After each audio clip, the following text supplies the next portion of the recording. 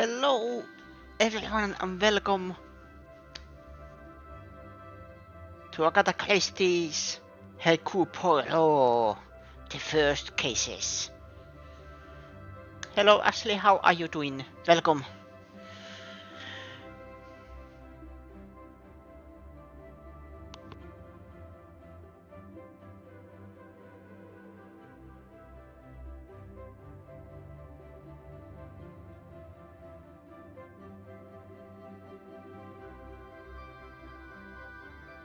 As you can see, a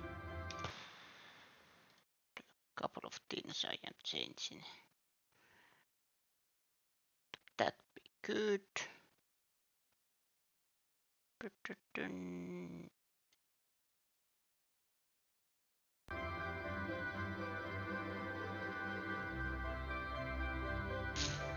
Or should I say Venom Mystery?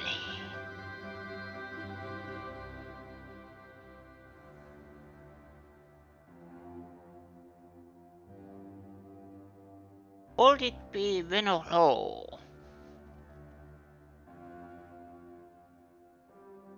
Or when cool?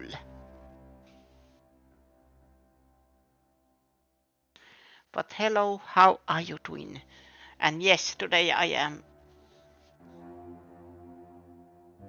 am returning for Hercule Poirot. I have been playing, I think, one other game on my channel.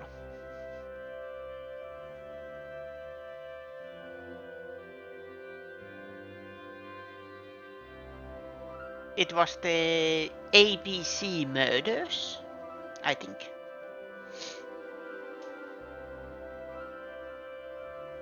And then I found out there is other Hercule Poirot games. This game I have been knowing existed for a while. And then there is two other games, or three. Was it as easy as ABC? No. Hastings had to go to the dentist, so it wasn't easy for him.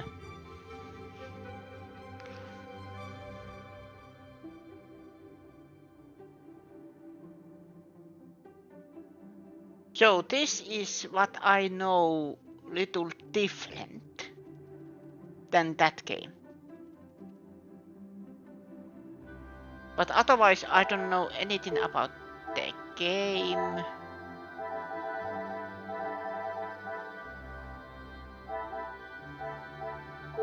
Then options. Windowed Ultra. Deduction hints I have been putting off. I might regret it.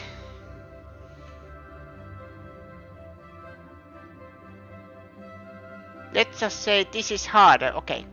Orient Express, actually I bought it with this one. This game was, I think, below €5, and I think Orient Express was 10 or something. So I got two games, Hercule Poirot games, on 15-20 euros. So, should I put deduction hints on or off? Part of me wants to suffer, you know, with the deductions. But part of me also is afraid that what if I literally be in the... I got stuck. You say on, but yeah. The thing is what it mean, you know. What kind of hints are we talking about? Are they hand-holding hints? Or are they hints like that point me in the right direction, but they are still vague enough that they're not hand-holding? Okay, let's put them on for now. But I was thinking, because I sadly know the solution for Orient Express, or let's say I still remember it, because yes, I have the book. I have read Orient Express, Death on the Nile,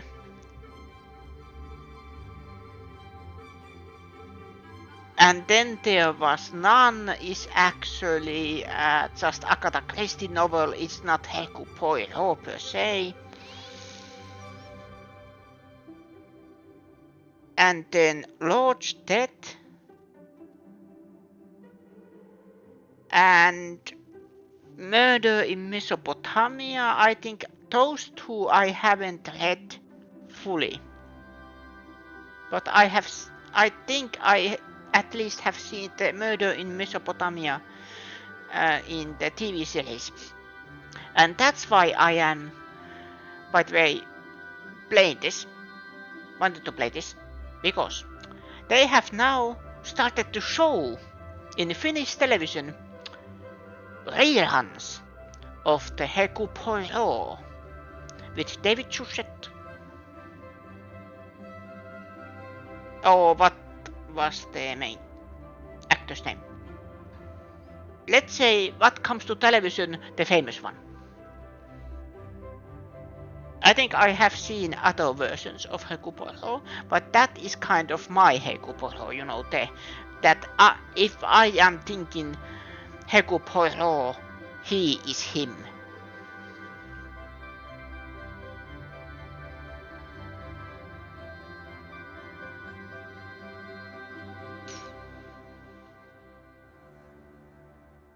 The Kenneth Branagh movies are very good. A Haunted in Venice is particularly good. I have to watch them. I remember they made I think the ABC Murders lately as a miniseries, and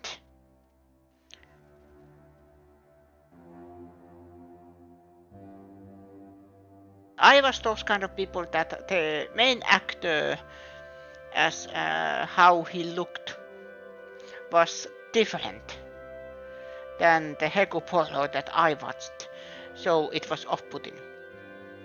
But that's the thing, I should actually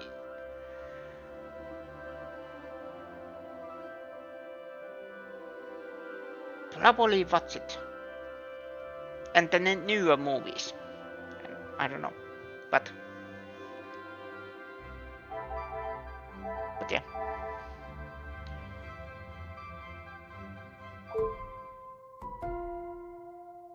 Let's start.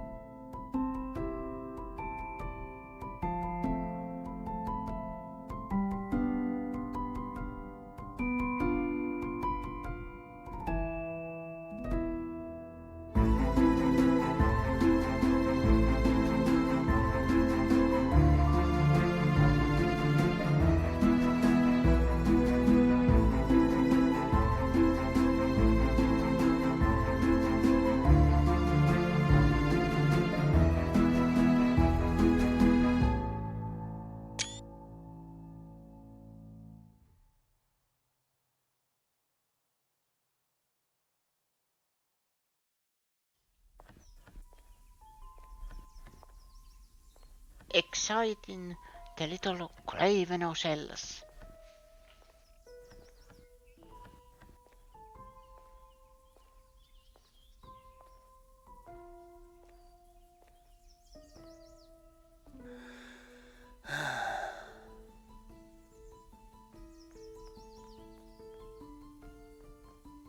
Oh, thank goodness.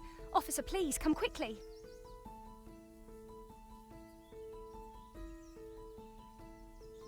Bonjour, mademoiselle. How can I... It has become a madhouse. Madame has been shouting and cursing all morning. I've never seen her so angry. But what great luck to happen upon you. Please, try to remain calm. First, may I ask your name? We don't have time for that. Please, hurry.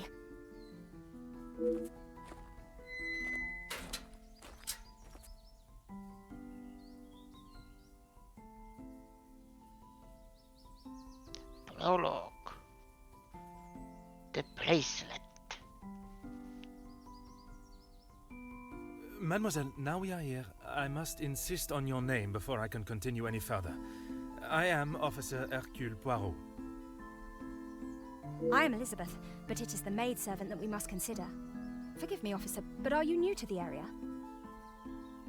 I stand out so obviously. I mean no offence, only I have not seen you before.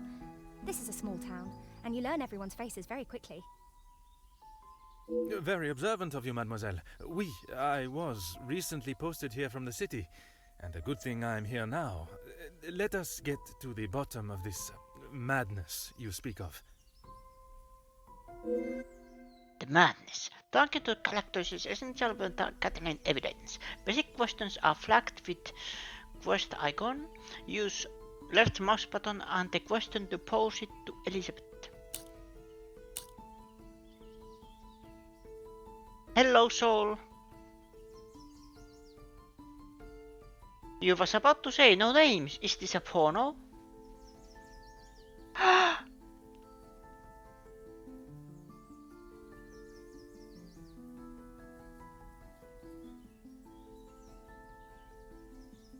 Ashley might be right.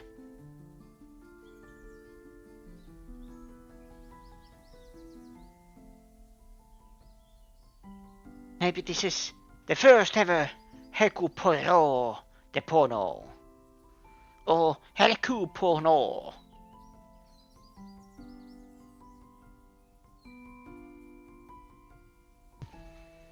But hello, soul. How are you? And welcome.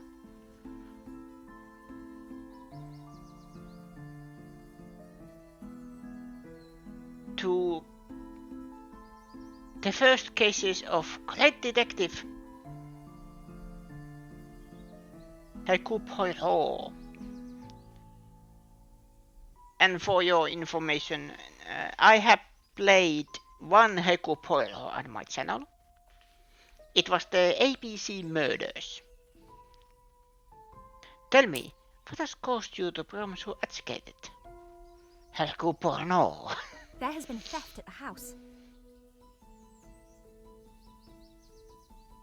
Then I am exactly where I should be, n'est-ce pas? You can ask questions with the icon in any order. Use to choose your desired topic. Try asking a little bit more until you have all that you need.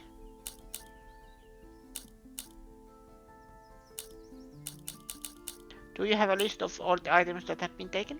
It is only one of Mademoiselle Angeline's most valuable bracelets, taken from her room.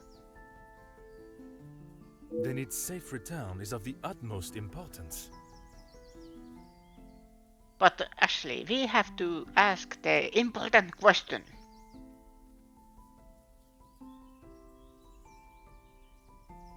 How big is the gentleman's sausage?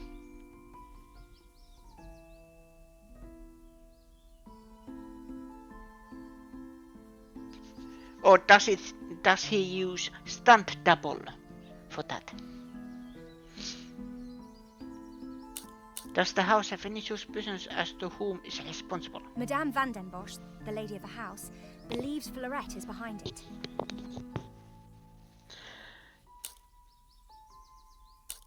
You have an alternative suspect? Mademoiselle Angeline thinks that someone has broken in and taken it.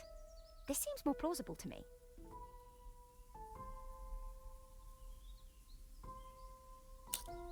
Merci, mademoiselle. Your assistance has been invaluable.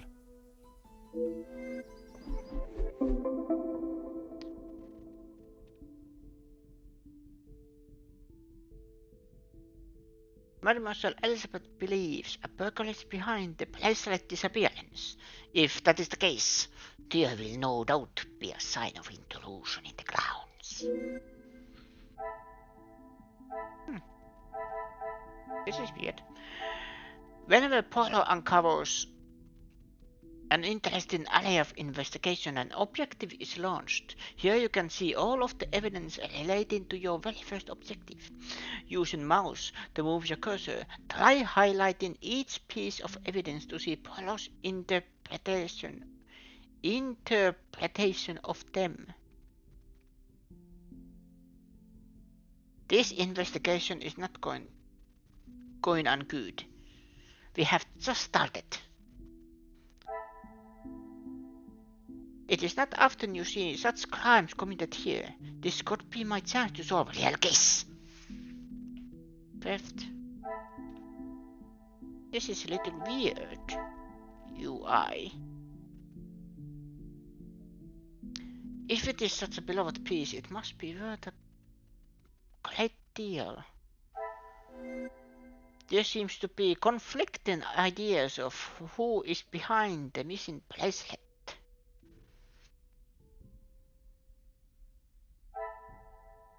To say, pay attention to all information given for each piece of evidence. This will become more vital as you start making deductions. For now, press second mouse button to return to the scene.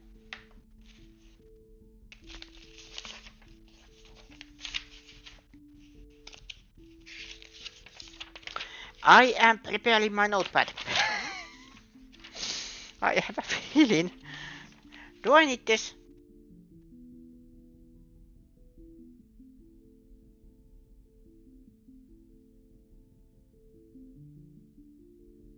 No.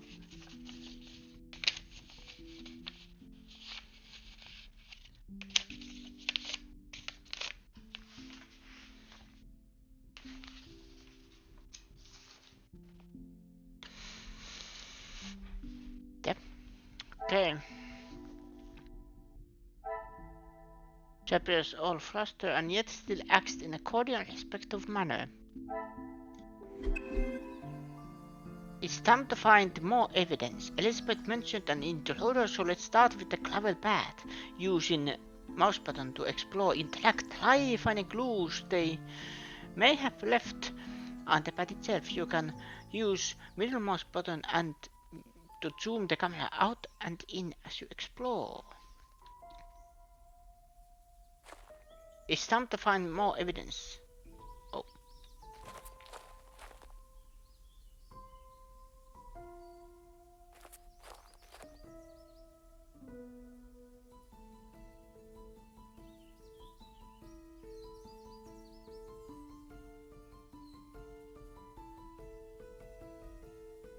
I am actually testing.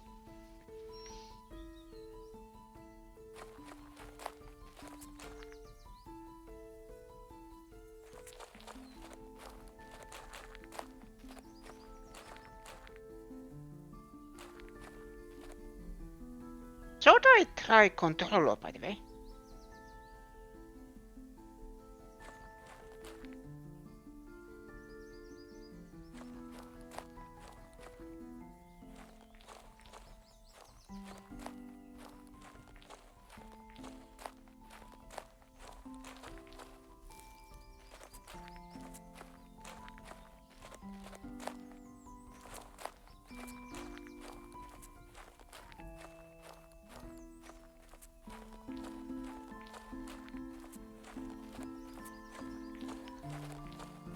Aha! Ahahaha! Muddy footprints! Huh. While two sets lead away from the house, only one muddy seat returns. Rather hastily it seems. Every inspection you make adds evidence to the appropriate place. Press X to view your active objectives. You can do this at any time as you explore each scene. Open the correct objective using A. Notice that you have some new evidence on your mind map. Roll over to the muddy footprints and to see Poirot's interpretation of them.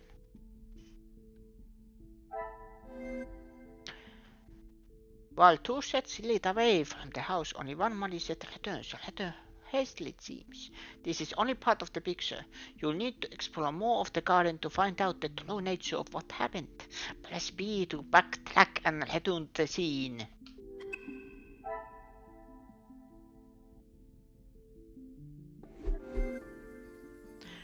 Next, try searching the garden lawn. There must be something there that helps to explain the muddy footprints.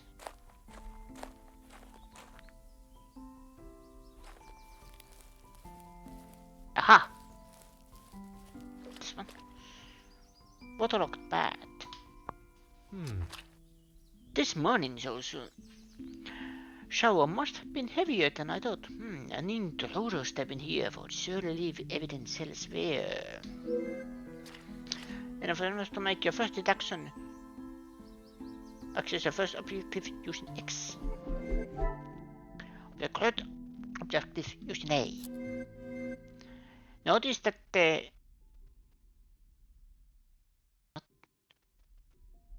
minus icon has been updated. This number will increase as you find enough evidence to make more deductions. Begin by highlighting the waterlogged bat. This morning shower must be heavy. Notice that Poirot has posed a question as part of this interpretation of the waterlogged bat. Let's help you resolve this by providing an answer. Press A to start linking. Next, use left stick to highlight the muddy footprints. Notice Poirot's interpretation as you do. And press A to complete the link.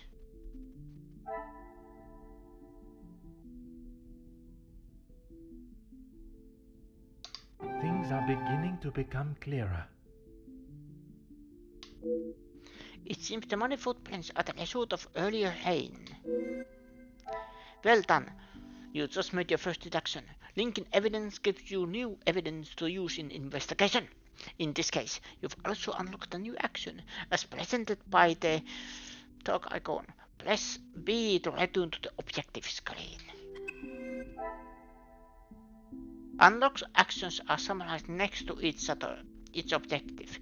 In this case, maybe Elizabeth can provide more information about the footprints. Go and talk to her about your findings.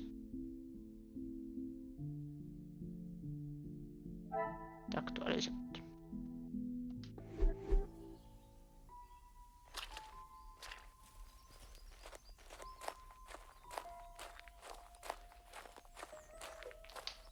Of course, officer. How can I help? The footprints on the bat are fresh today. Do you know who they belong to? One set must be mine, leaving to find you. The other set must be Florette's. She was caught in the rain this morning. That explains the hurried, scuffled nature of the prints. Merci, mademoiselle. Your assistance has been invaluable. This is just the beginning. There's so much more to uncover. Try exploring the rest of the garden, collecting evidence and making deductions until you're able to solve your first objective. Remember, you can use X to view your objective and related actions at any time. Inspect the garden.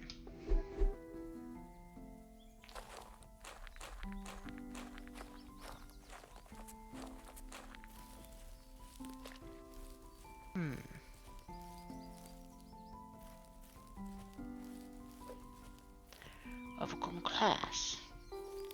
There are no signs of trampling, but it is a shame to see a lawn so unkept.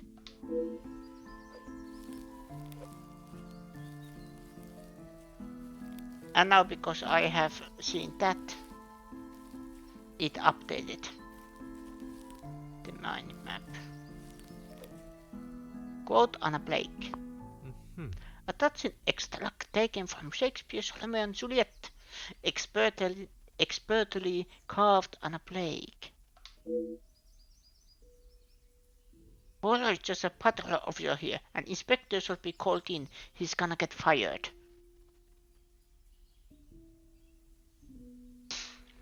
The measure is done. I watch her place of stand, and touching hers make blessed my rude hand. Did my heart love till now, forswear its sight, for I never saw true beauty till this night.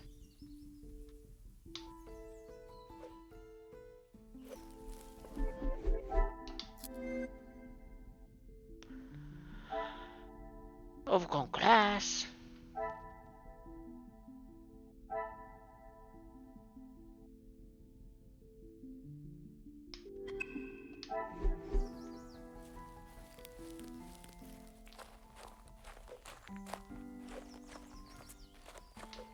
Of course, officer.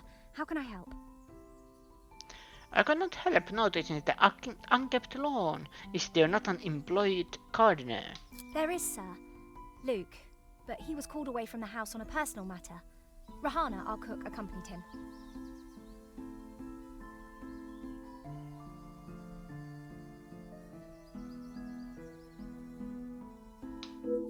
With no gardener present, there was no one tending to the lawn this morning, but still no sign of anyone stepping across it.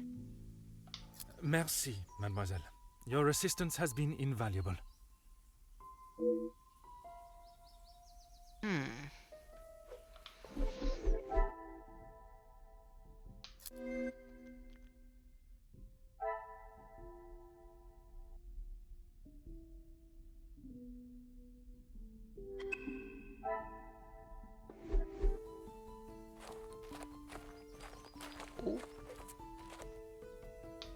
Huh. This trellis has been left untouched for quite some time, so nobody has used that. Oh.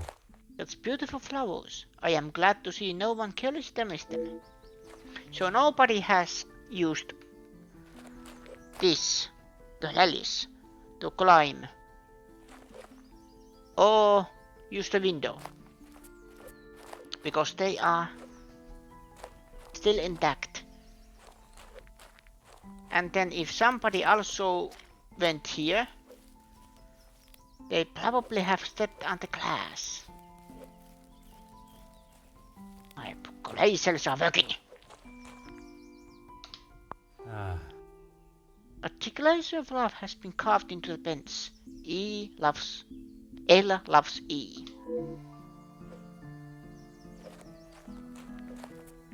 Wooden ladder.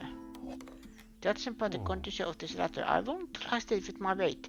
Perhaps a braver man than I perched this Elspeth against the roof. I am working my clay cells. It appears to be rusted shut, and if these cobwebs are anything to go by, it hasn't been touched in some time. Perhaps they entered another way.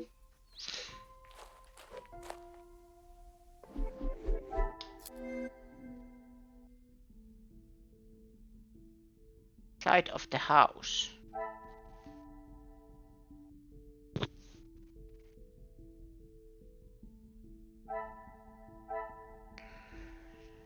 Rusted shut and cobwebs. Okay. Wooden ladder. So someone who is lighter than Poirot probably use it. Or some braver man. Like he has said.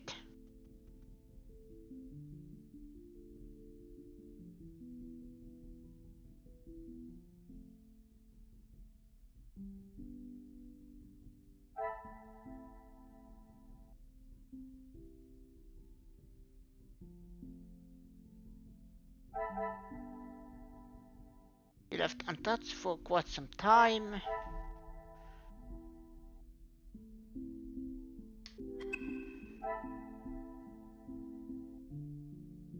Isn't Poirot supposed to be small? Yeah, he is.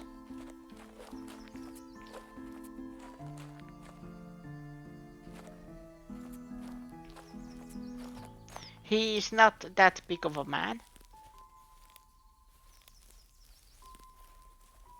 But then there was one case where he got, you know,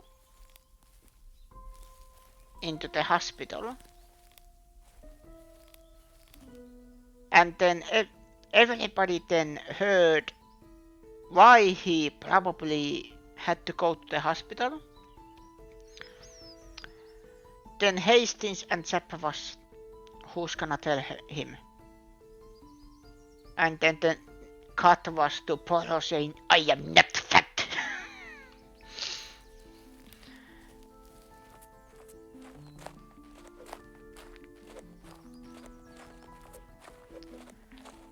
Open window. Aha. It's an impossible climb to reach in unassisted. The ledge beneath it appears a little precocious.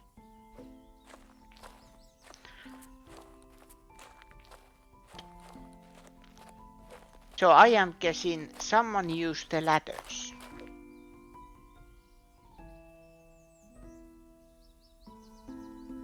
Wait.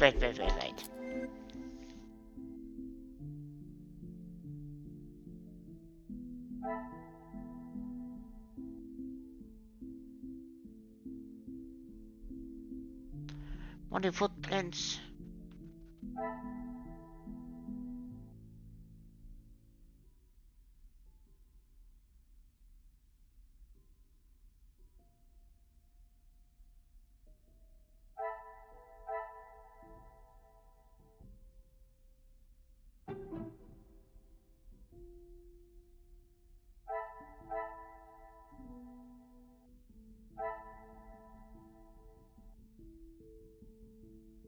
Yes, didn't the gardener look left with the cook?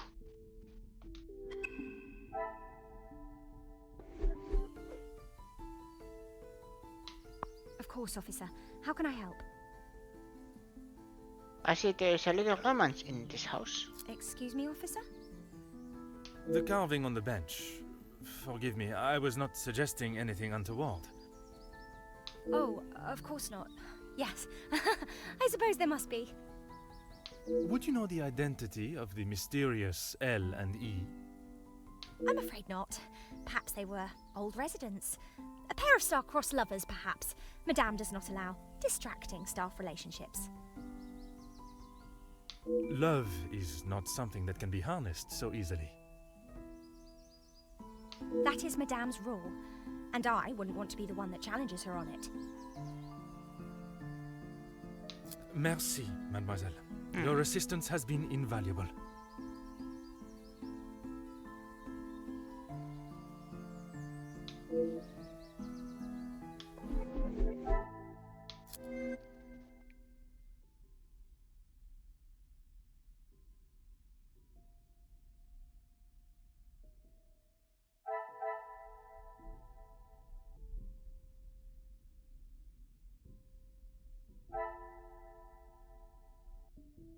Let's go in.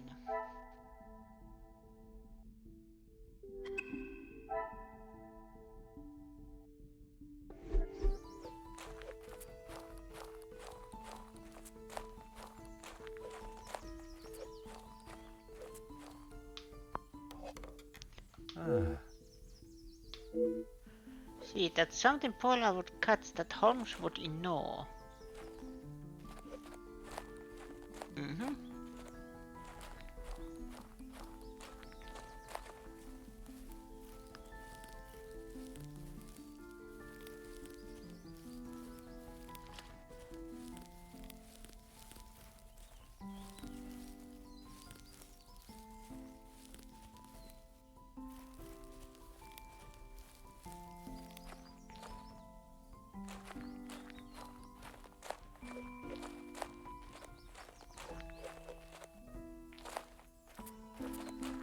Front door. There are no signs of tampering or forced entry. Clues and evidence are beginning to gather. It would be best that I approach them logically.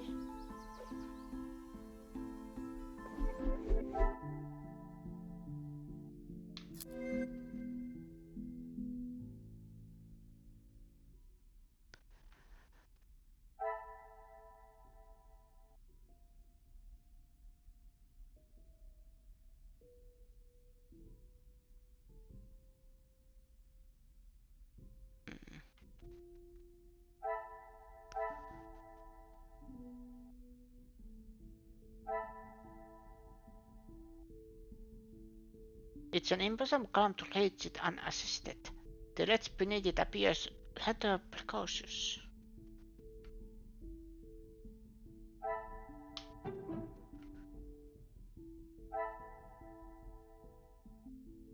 Some would say a lucky guess.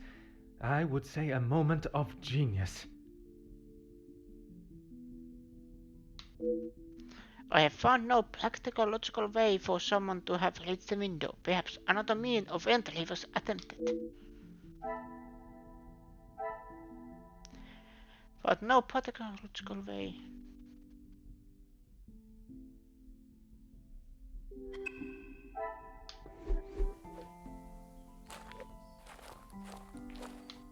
Of course, officer. How can I help? Merci, madame.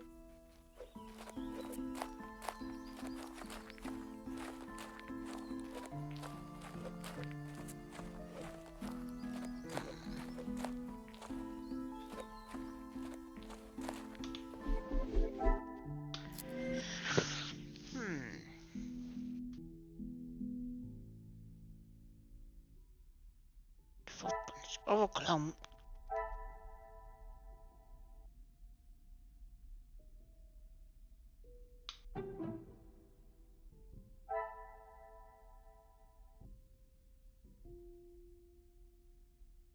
Order and method.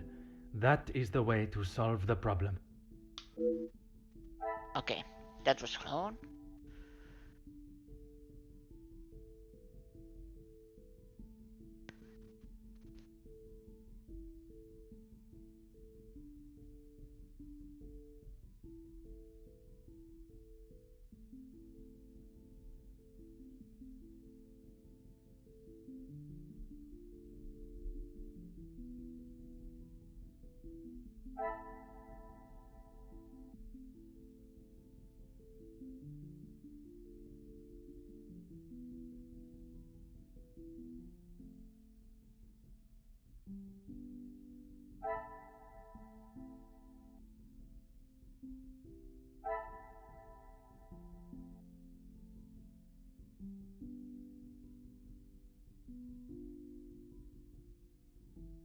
Let's put these little glaciers to work.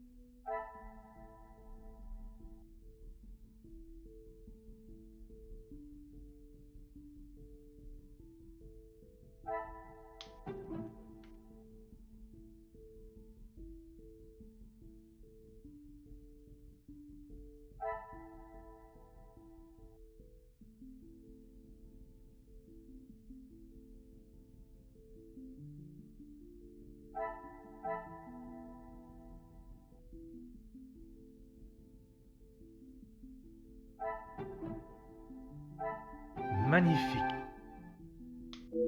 Neither of the external doors have been damaged or show any signs of unwanted visitor.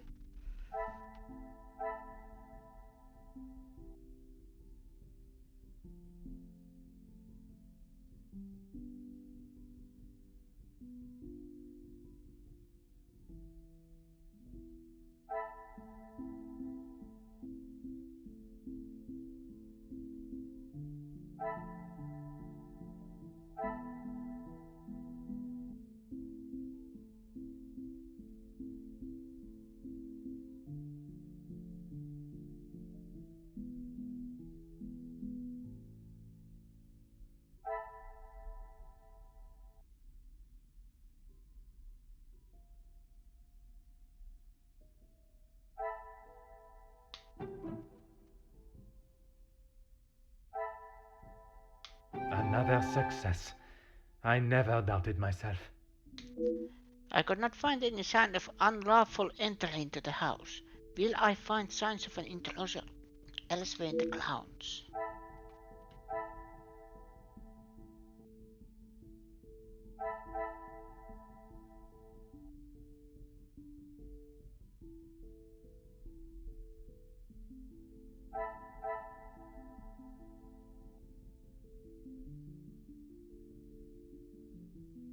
Wait, bench carving.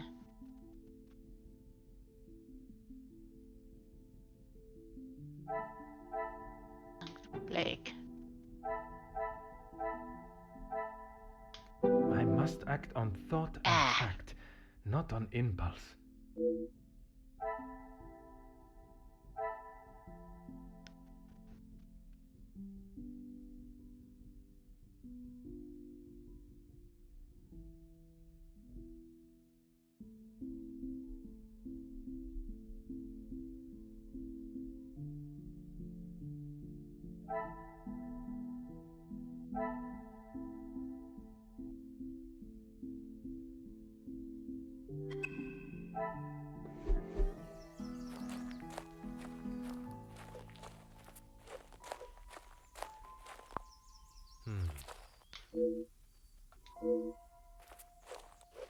There's no damage on those.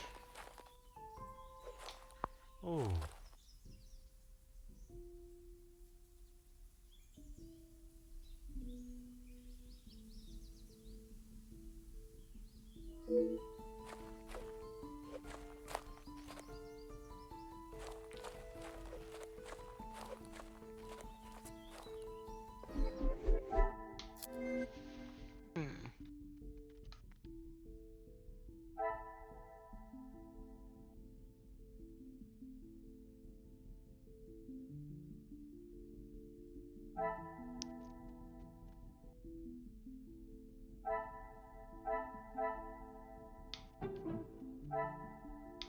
Is there something I am not seeing? Maybe.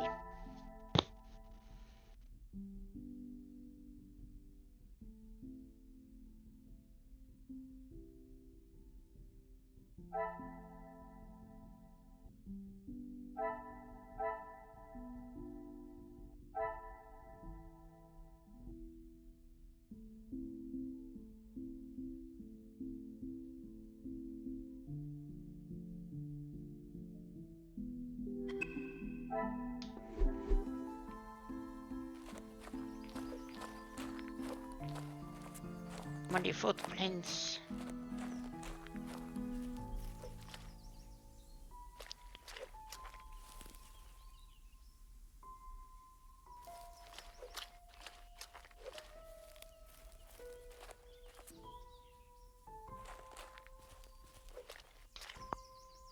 Aha.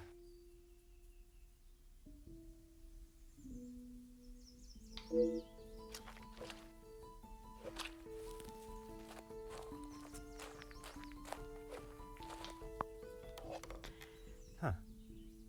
Clustered with no weight bears heavy.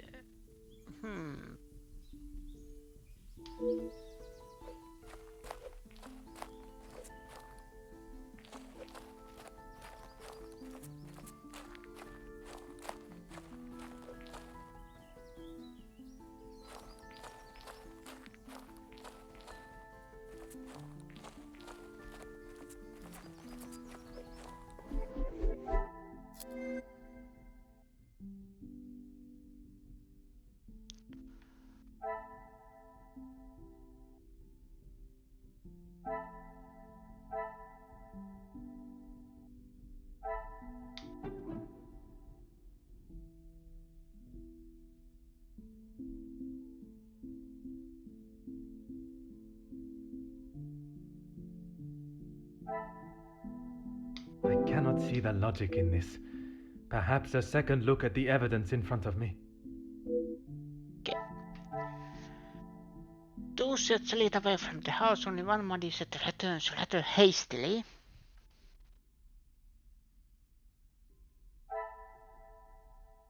Certainly, but the access point there must be signs of interest in the grounds.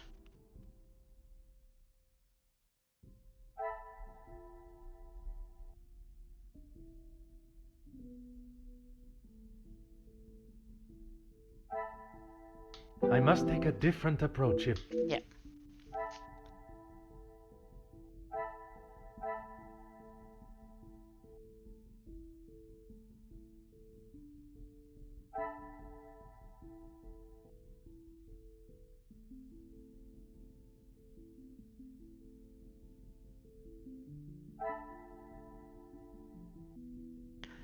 It's not often you see such clowns come here. This could be my chance to solve a hell case.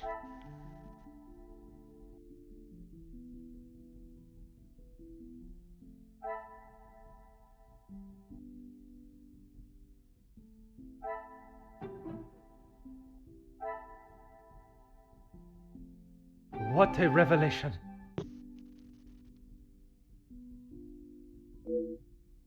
I could not find signs of an unwanted visitor in the garden. Did someone cover the tracks?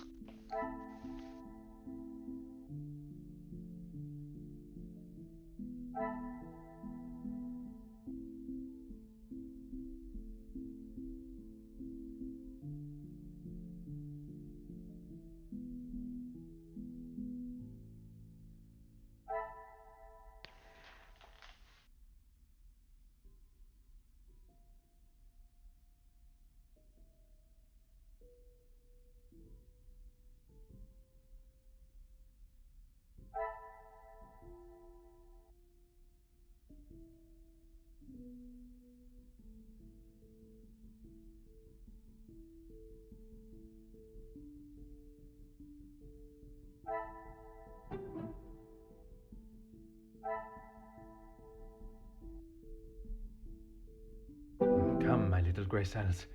We must think logically. That one.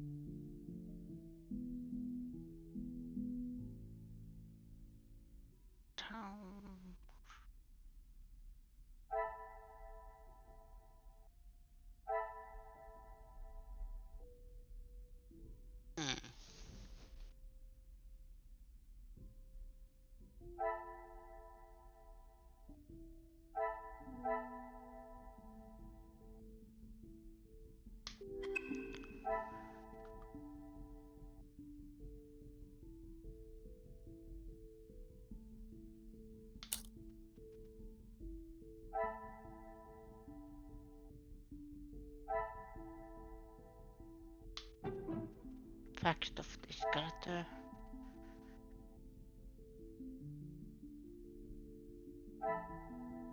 Connections.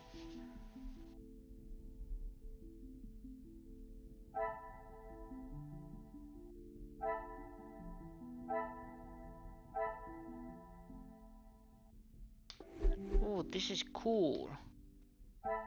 There's the case and then I can check the profile. Huh.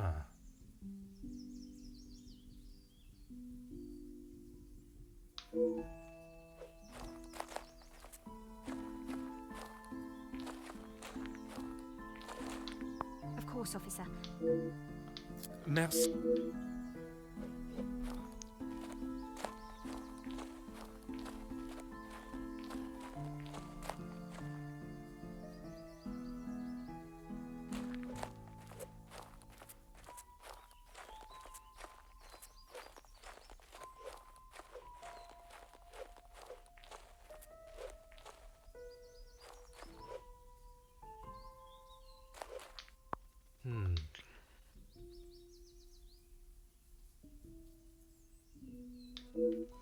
So that way they can't have entered.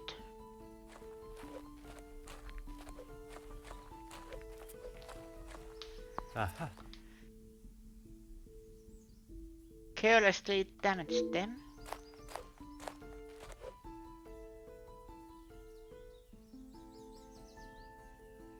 These are overgrown.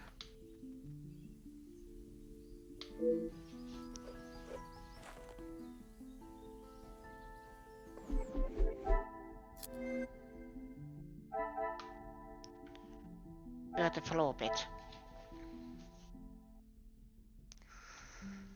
Carelessly damage them.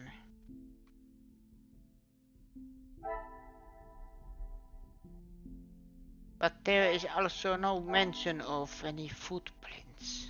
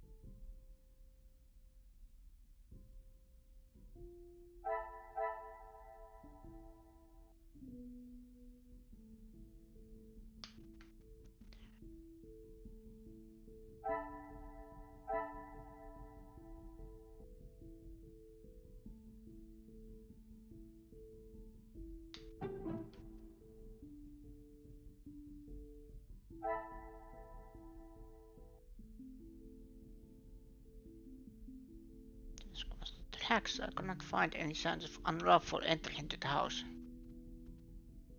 I should not be surprised by my own skills of deduction. Yeah.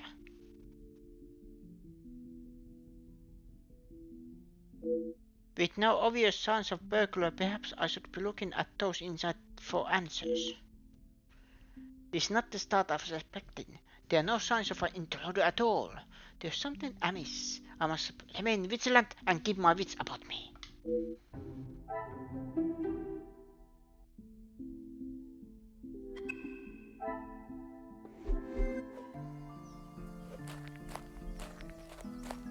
What usually happens with this kind of things? I tend to have tunnel vision.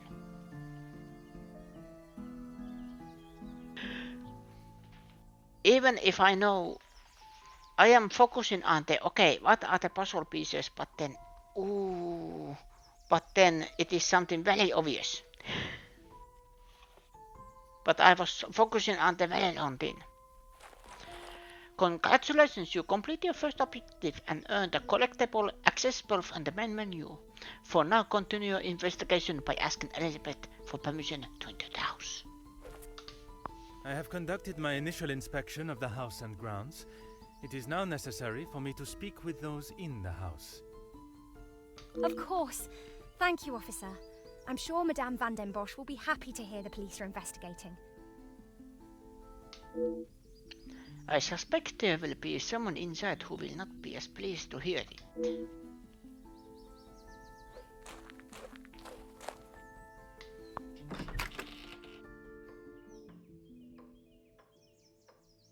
I presume this is the lady of the house. She holds quite a presence, and from what Mademoiselle Elizabeth has said, she is not one to be on the wrong side of. I must talk with her before beginning my search.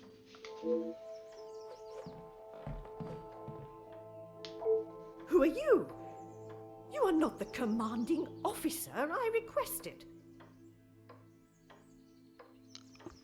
Where is Cinderella?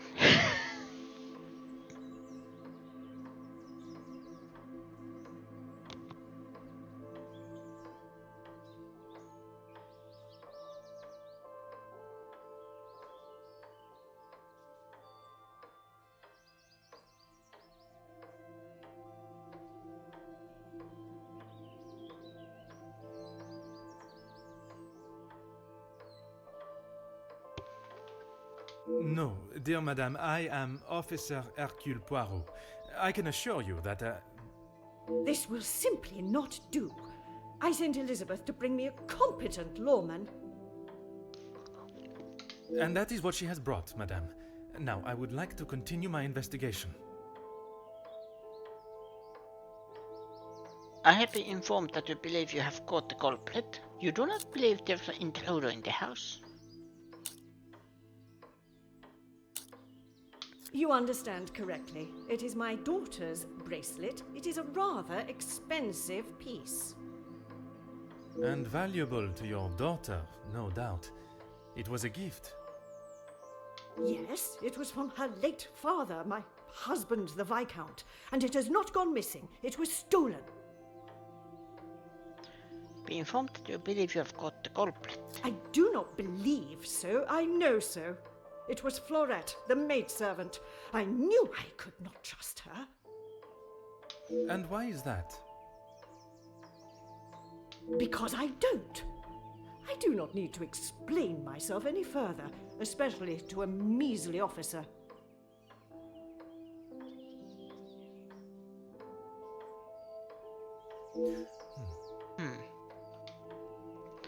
I don't believe there was an intruder in the house. Don't be ridiculous. You do not.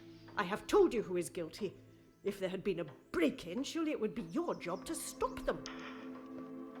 If it was the case, of course, madame. Although I cannot predict a burglar's movement.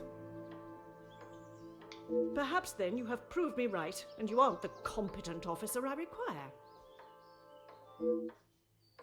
Never have I met someone so adamant that they don't require help from the police. Her accusation against the maid is rather questionable.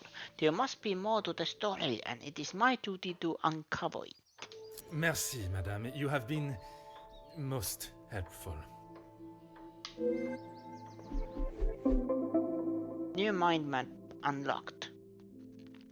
Madame Van den Bosch was so quick to accuse the maidservant, Florette. I wonder if this hasty accusation hides behind a deeper reason.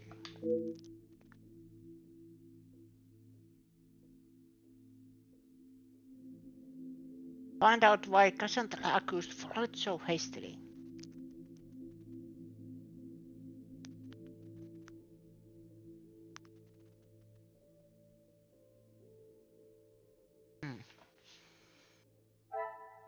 Main hall.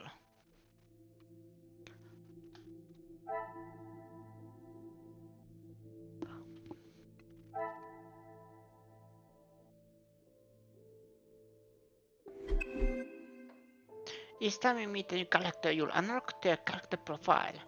Press Y to view a list of everyone you've met so far. From this list of characters, use left stick to change your selected character and A to view the associated character profile.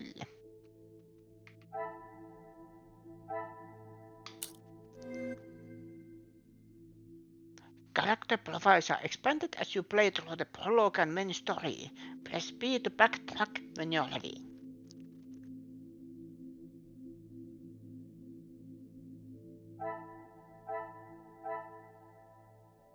Cassandra accused Florette.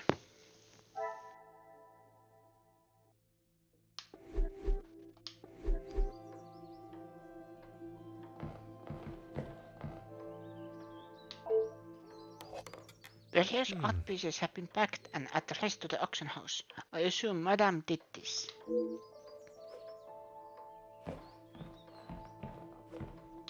Telephone. It does not seem to be working. Why would a house of this size be without a working telephone? Portrait of gentleman. A rather impressive portrait, I must say.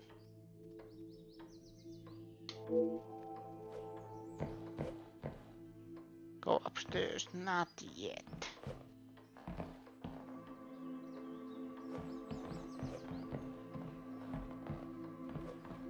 Collection of books.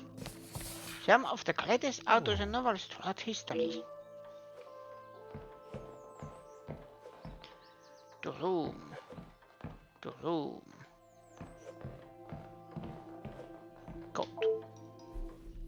There's nothing in particular about this coat, but what is this in the pocket? Hidden inside the coat pocket. Although fairly plain, it is still an attractive item of jewelry. I wonder if it holds a special significance. Wedding ring?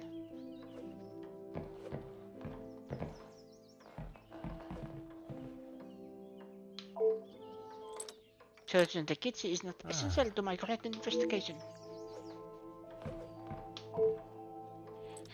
It's locked, and shopping can be heard inside. I assume Madame has taken the law into her own hands. A rose and crossed arrow symbol adorns the door. Perhaps a signal of forbidden love. Come, my little crazeless, let us solve this mystery.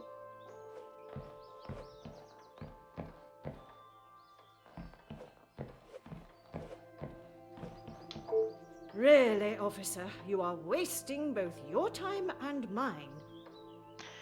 Won't you permit me to enter the lounge? I can't help but admire the handsome monsieur in the portrait on the wall. And what is your point? May I ask of the subject? You may not. Honestly, your prying is getting on my last nerve. Won't you permit me to enter the lounge? Only if you are prepared to take Florette away. It is an offense to incarcerate someone without suitable proof of misdeeds. I must question Mademoiselle Florette to gather her version of events. If you will not do your duty and lock her up, then I must. She shall remain there, and I, the key holder, until she is led from the room in handcuffs. Merci, madame. You have been most helpful. Most.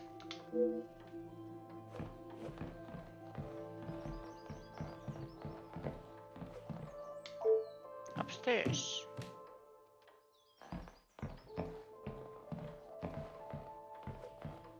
Recent painting. There has obviously been something previously hidden in the disposition. Was it stolen? I wonder.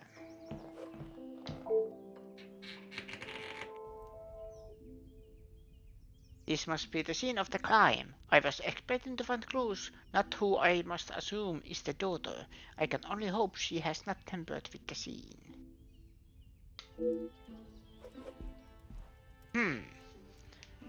Come on, little crazeless. Do your thing.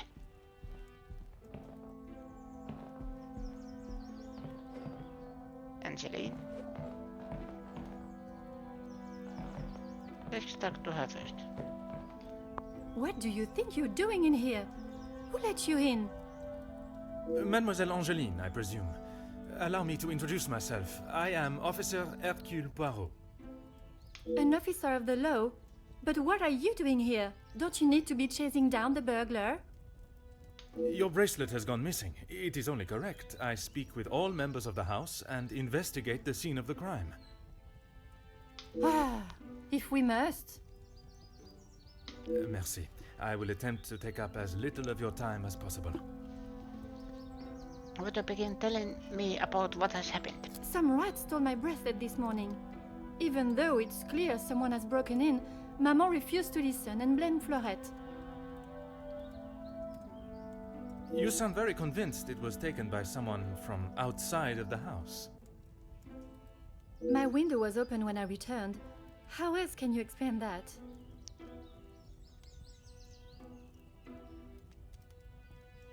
It must be in a particular value to justify such a daring burglary.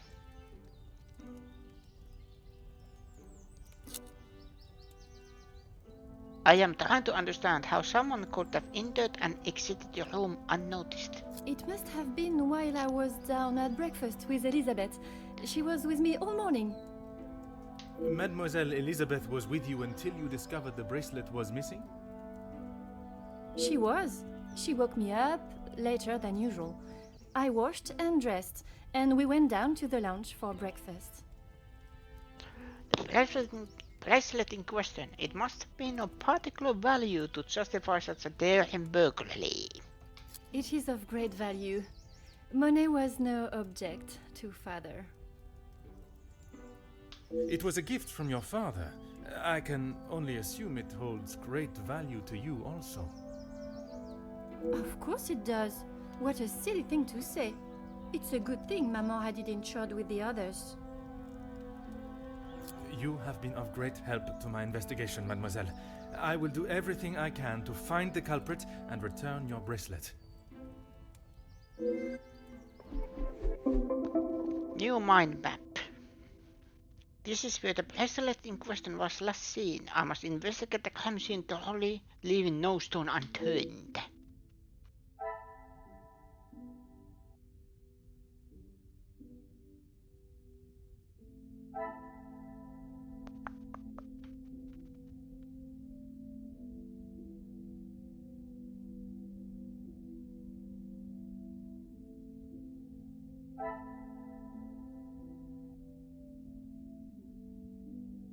Anselin believes it's a burglary. Cassandra does not.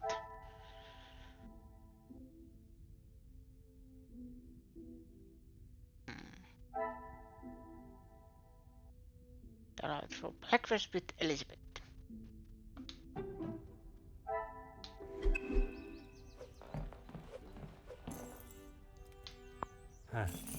Rather irresponsible and dangerous to leave it in this state, whether one is in a rush or not. Yes. Photograph of gentleman. Oh. The gentleman is the same as the one from the hallway. Judging by the glass, it must have been pleasantly dropped. So I am guessing that is the father. A mounted poker. Oh. It has been left out, oddly not replaced in its stand. The ending has a hooked spike. What further use could it have?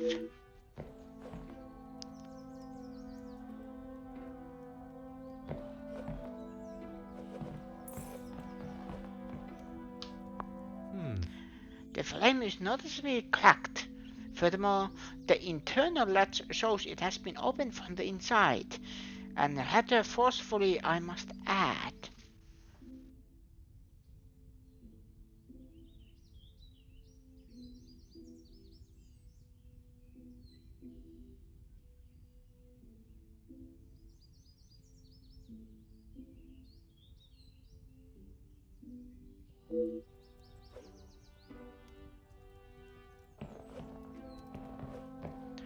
Rectangular dust creases.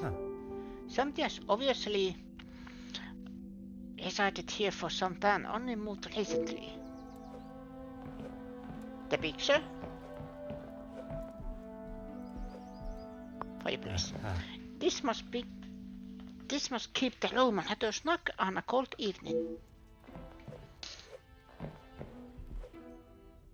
Cleaner rag. It's covered in black powder. It could not be too much of an assumption to think this has come from dealing with the fireplace.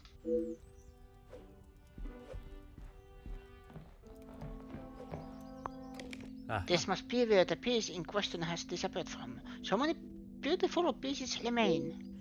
I believe I have found everything here that can help me uncover the truth. Yes, I must consider what exactly these clues mean. It has been left out. Ordinary relations, dangerous. It doesn't mention is it clean or not. The longer you're here, the further the criminal goes with my bracelet. But by all means, fire away. Besides the bracelet, have you noticed anything else missing? Is one bracelet not enough? Please, mademoiselle, I only ask that you are sure. It is my duty to return your bracelet. I have checked everywhere. You can ask Elizabeth if you don't believe me. It is only my bracelet that is missing. As I have stated, it is my duty to speak with every member of the house, and I would not want to have discovered a further missing piece later. You have been of great help to my investigation, mademoiselle. I will do everything I can to find the culprit and return your bracelet. More helpful than your mom.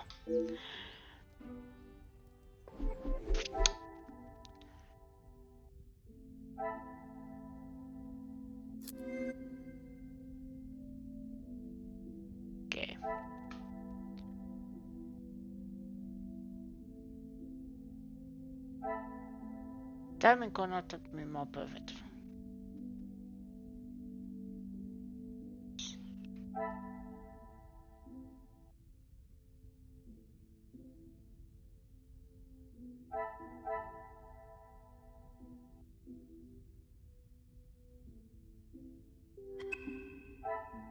Talk to Angelina and Elizabeth. The longer you're here, the further the criminal goes with my bracelet. But by all means, fire away. You have been of great... So I need to talk to Elizabeth.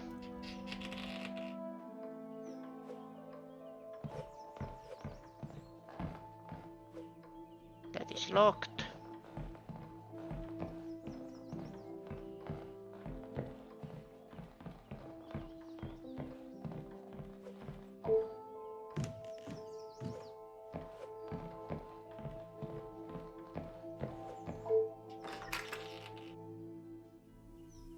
Garden.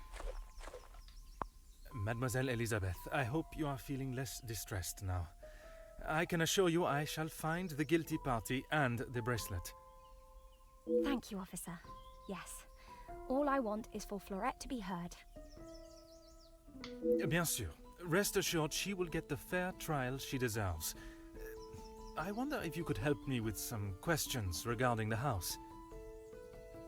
Of course. Whatever I can do to help. There is something coming from behind the locked door. When I left, Madame was with Florette in there. Surely she would not have locked her in. It must have been an accident. Aha. Madame Vandenbosch should not be deciding her fate. Would you grant me access to speak with her? I would, sir, but I don't have the key. There is a spare somewhere, though. Oh, how awful, the thought of her locked in there. Do you have any thoughts as to where I may find it? I'm sorry. Madame does not trust the staff with such knowledge, even me. Although I did overhear her once say it was hidden somewhere, close to her heart. Whatever that means. I am filled with sorrow for the young girl trapped in the lounge, but I must admit I have missed the thrill of solving a good puzzle. Perhaps the countryside is not as tedious as it seems on the surface. Did you notice anything else missing when you returned? Now I think of it, I don't recall seeing her memento tin. Memento tin. Could this have been what usually resides on the desk in Mademoiselle's bedroom? She holds her keepsakes from her father and other gifts or tokens in it. She has such a wonderful collection. She's very lucky. She normally keeps it close, but I didn't see it this morning. The dust. Merci, mademoiselle. Your assistance has been invaluable. The dust.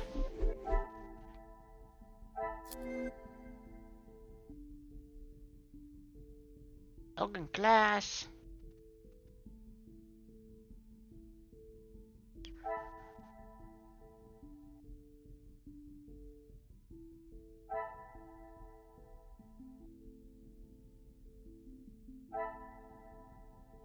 The box open, a photograph. The pieces of the puzzle are finally coming together. It seems the photograph fell on the floor and Angela replaced it.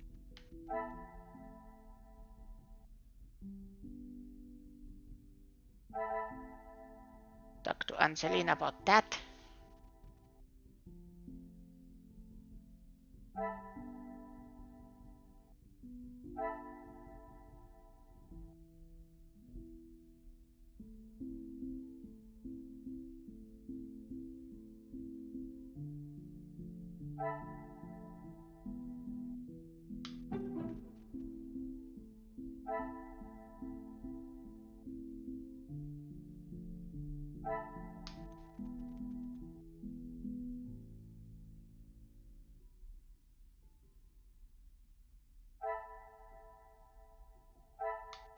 Nothing else was taken.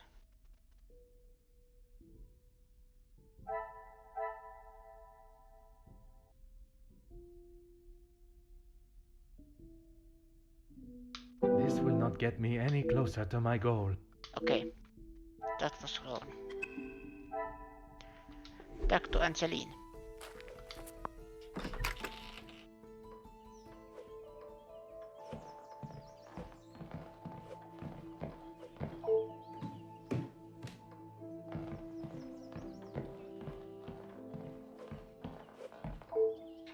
Your bedroom.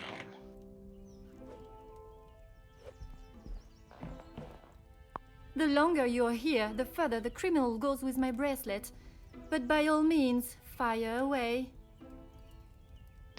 Can I assume the photograph was cracked by accident? How should I know? I returned to the room and father was face down on the floor. It must have been the burglar. So it is your father that is the subject. Isn't he handsome? I remember watching him sit for it. He kept looking across and smiling at me. The artist was getting awfully angry at him. If you'll entertain my curiosity, would you tell me about your father? Maman never wants to talk about him. She says it's too hard, but she acts more like she doesn't even care he's gone. I'm sure that is not the case. It must have been very hard for her, for you both. I miss him every day. He always knew how to put a smile on my face. I remember how much fun we would have, all three of us. In the summer, father and I would play hide and seek while Maman read. She always helped me though whenever it was his turn to hide. I would stand in the gazebo, cover my eyes and count, and when I turned, he was nowhere to be seen. Maman would lower her book and flash a look towards his hiding spot. After I found him, he clapped and cheered as though I had won a gold medal. When I was hiding, it didn't matter where I was. He could never find me.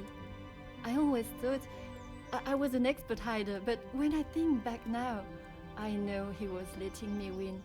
He always said my smile was prize enough for him. He always knew just what to say. I'm sure he would want you to be smiling today, even under such circumstances.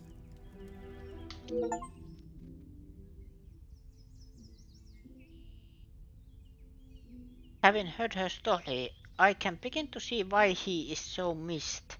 It is a tragedy, the loss of a loving father and husband. You have been of great help to my investigation, mademoiselle. I will do everything I can to find the culprit and return your bracelet.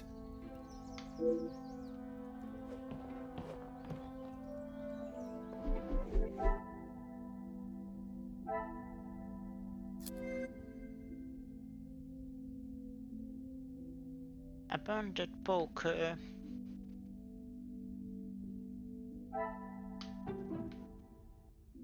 Order and method. That is the way to solve the problem.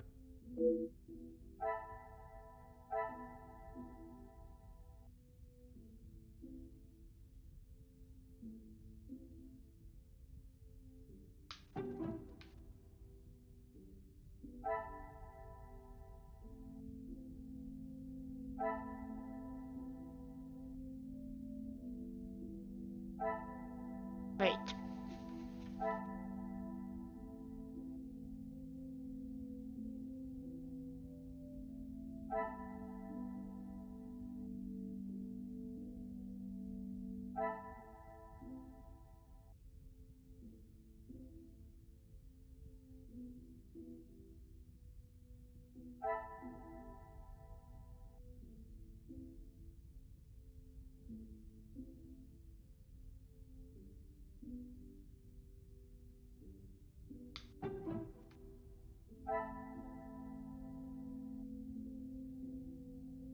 This will not get me any No. closer.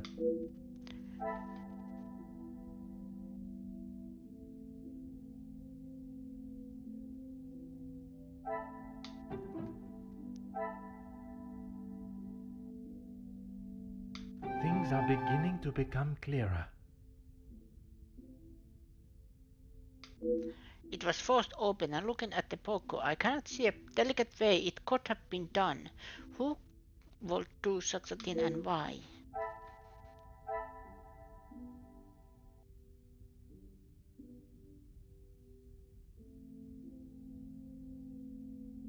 Foreign shoot.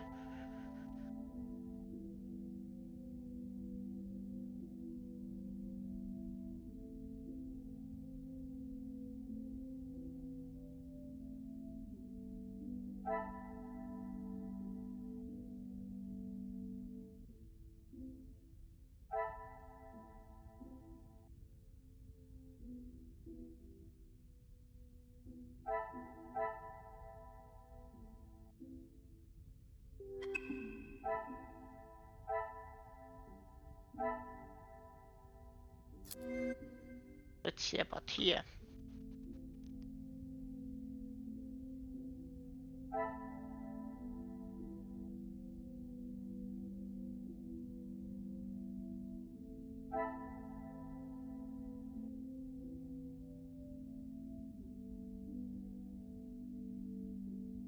Missing painting.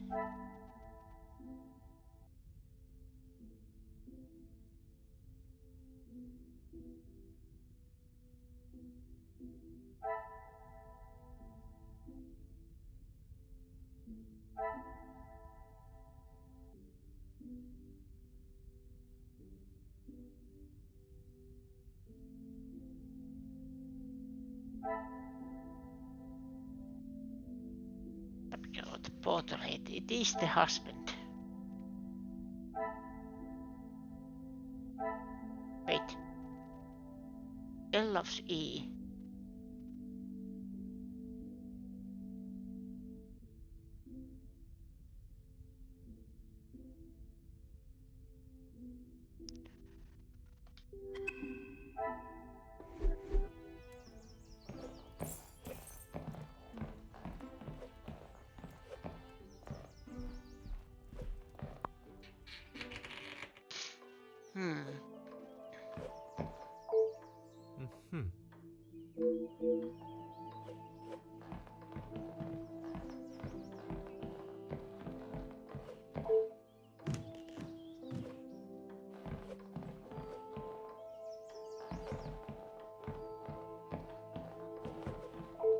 Really, officer, you are wasting both your time and mine. Merci. Most helpful indeed.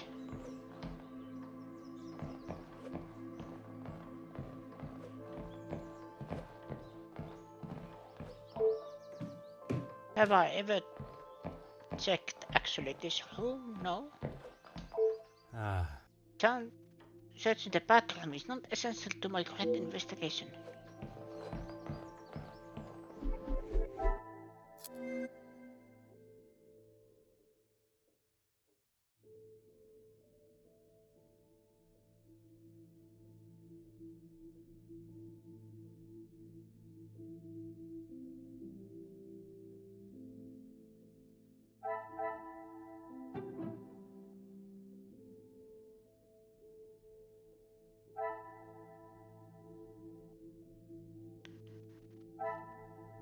Rose and closed allow symbol is carved into the locked door if Magnus. Great William Shakespeare.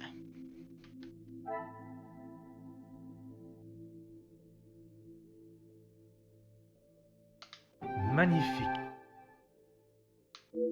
Seems someone in the house has a keen interest in the works of William Shakespeare.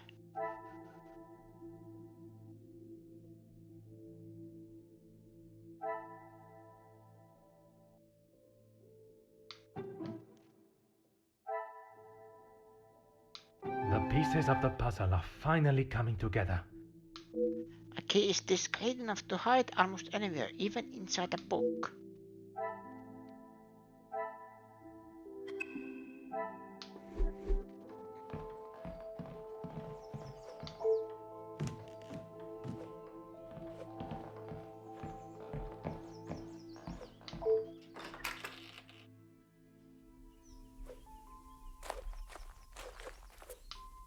Certainly, officer. The house contains a great deal of literature. Are you all keen readers? Madame is the one with the refined taste. Angeline and I are much more partial to a simple love story. Aren't we all? Romeo and Juliet, the most famous of love stories. I do enjoy it so. The passion, the romance. It gives me goosebumps just thinking about it. Madame has a copy upstairs in the main hall. Merci, mademoiselle. Your assistance has been invaluable. Upstairs, you say?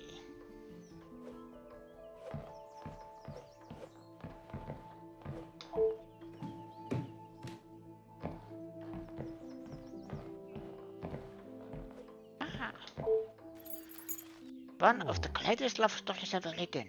I'm glad to see Shakespeare's words are being enjoyed. And here's the key.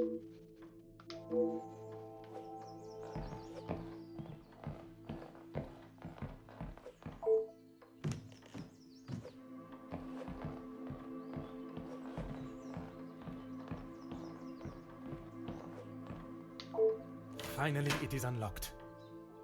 What exactly do you think you are doing? If I am to serve justice, I must be able to reach and talk with young Florette.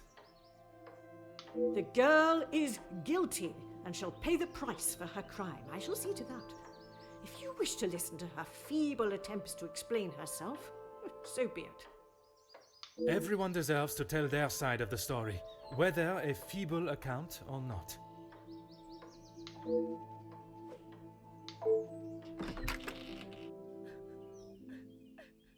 At last I am able to speak with the accused and hear her version of events. I still have a number of questions, perhaps she may hold the answers.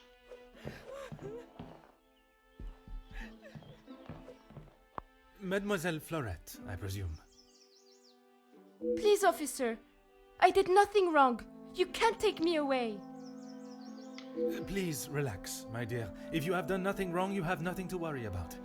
But it is my duty to investigate all avenues. Ah bon? Relax. So you don't think I took the bracelet? As of this moment, I cannot say. But answering my questions honestly will certainly help your case either way. You are accused. You are the accused. Why don't you begin by giving me your accounts of this morning? I didn't even know it was missing till I got accused of taking it. Madame was so angry. She wouldn't listen to me. There must be some reasoning behind her accusation. How could I have taken it? I've been in town most of the morning. I was even late coming back. Then I was preparing breakfast.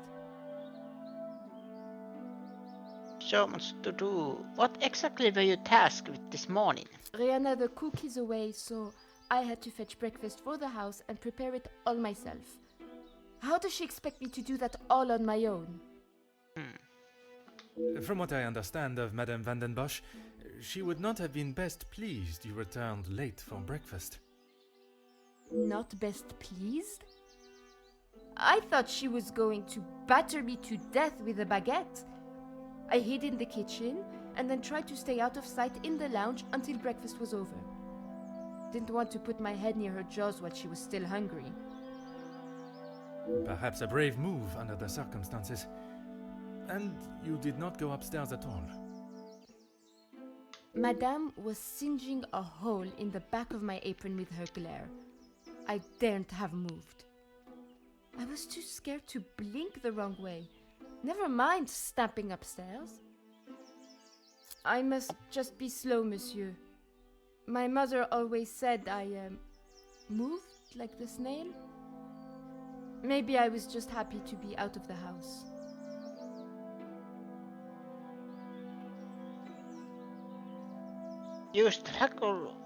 I struggle to believe you would risk catching a cold in such conditions for a little fresh air. Now I am being accused of avoiding my duties? Mais enfin! Merci. I shall take everything you have told me into consideration.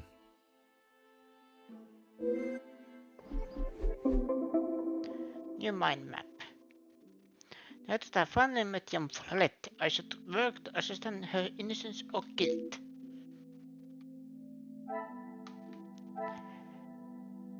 Crying.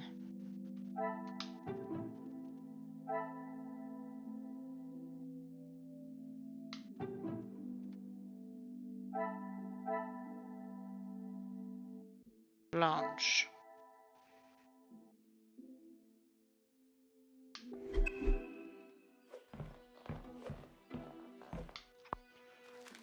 I do not always agree with the telephone companies and their charges, but ignoring the bills will not make them disappear.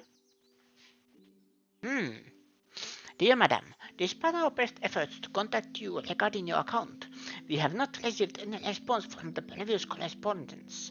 With that in mind, you are being served a formal notice of 30 days from today to make a full payment on the outstanding balance or will be forced to revoke your service. It, if you would like to discuss the matter or have any further questions, please contact us immediately. Regards, Mr. Poirot, Bell Telephone Company.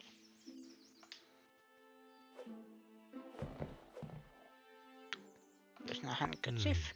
The initial EP suggests this is Elizabeth, and as the black suit smuts is apparent. Why would such a delicate item be used on such a stubborn stain?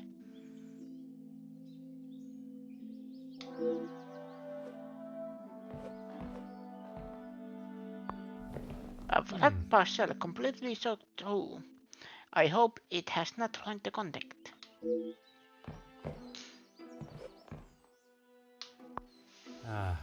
I could spend my morning in front of Mrs. Obot's pulling jelly, taking in the smell.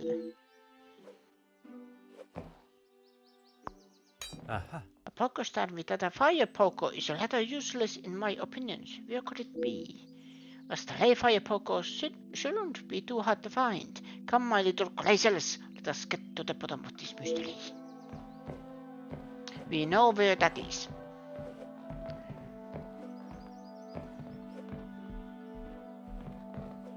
Note. Oh. Look, Piet. To receive such a note of devotion and love must be a delight. Signed from Luke. To whom is this love I want? L and E. Luke and Elizabeth. I figured it out.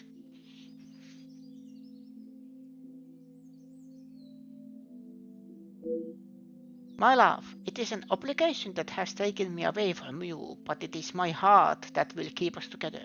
My aunt is in much better health. Rest and some company has done her wonders.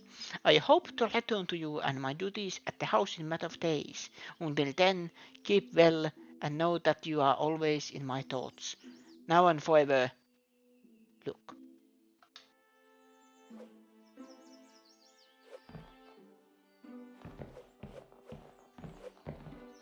Wine bottle.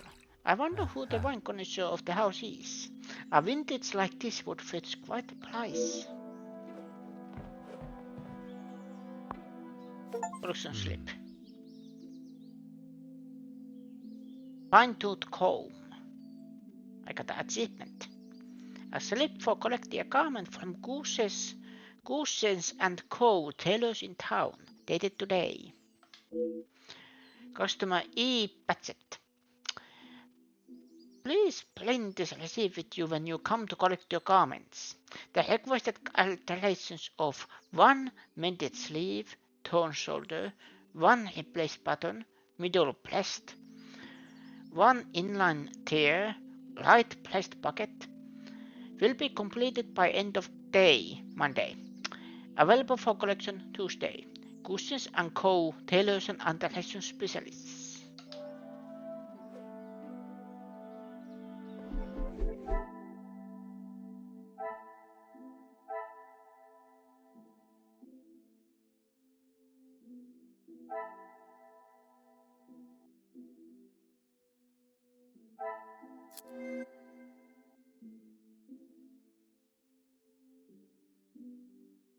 That parcel, formal suit. A deal of effort has been put into restoring. Perhaps it has sentimental value.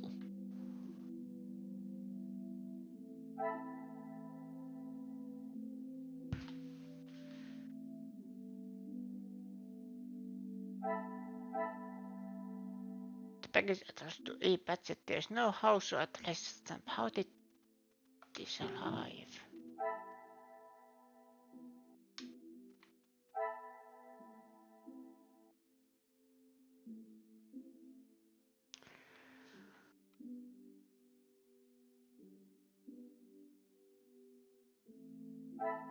Final demand.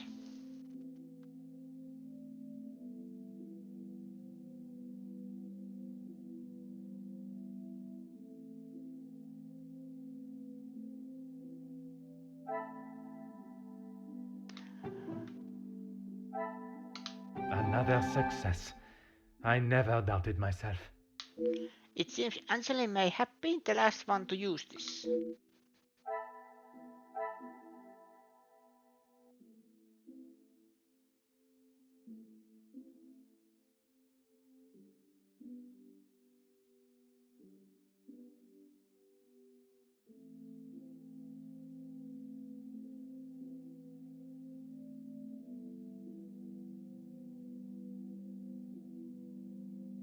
Poirot was startled.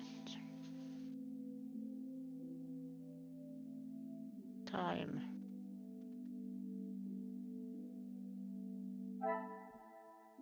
He must have been out of the house, battling the lane before there was even a second stir.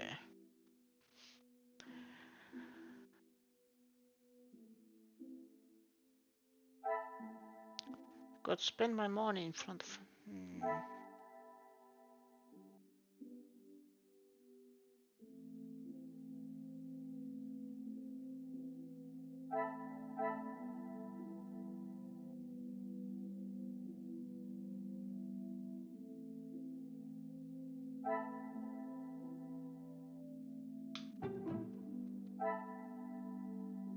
I cannot see the logic in this. Oh, Perhaps a second look at the evidence in front of me. maybe not.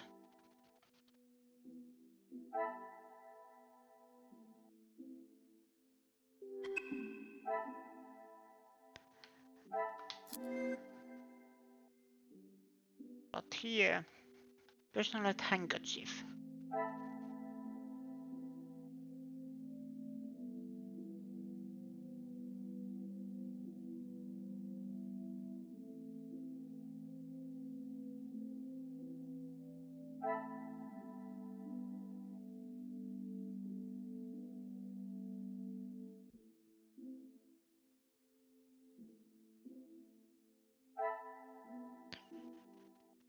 There's a nasty black spot smudge.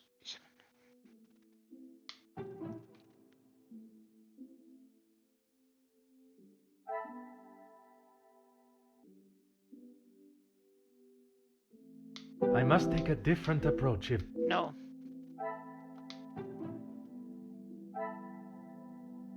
What a revelation! Yeah, it was that one. Perhaps the handkerchief was used to clean up what the lag did not.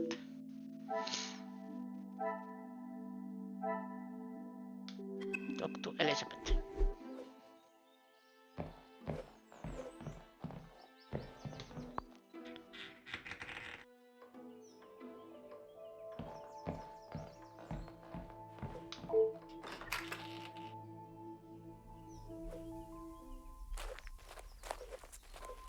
Certainly, officer. Didn't happen to mission.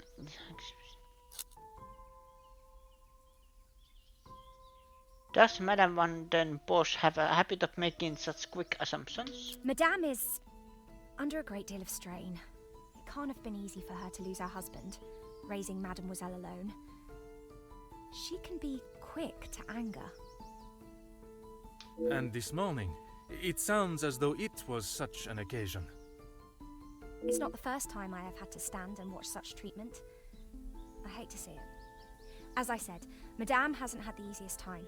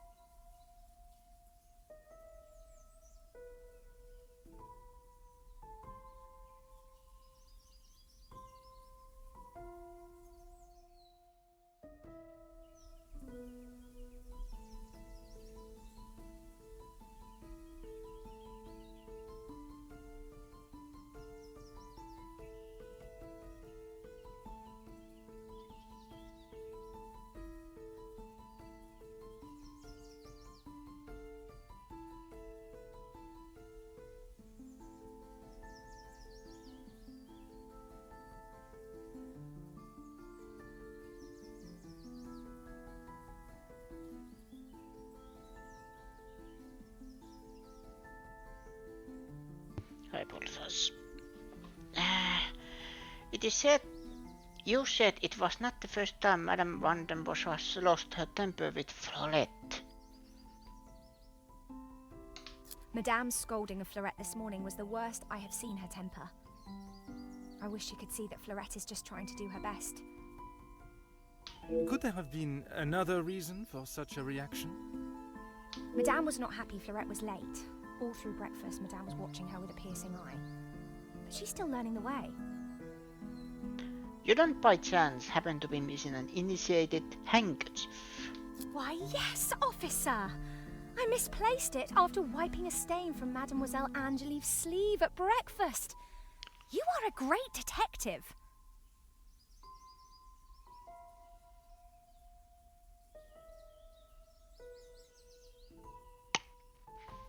Angelie's sleeve, you say? You are not the first to say. Had she not noticed it herself, I imagine Madame would not allow even the smallest imperfection. It baffles me how she couldn't have. It was only luck that I spotted it before Madame, and a good thing I did. Merci, mademoiselle. Your assistance has been invaluable.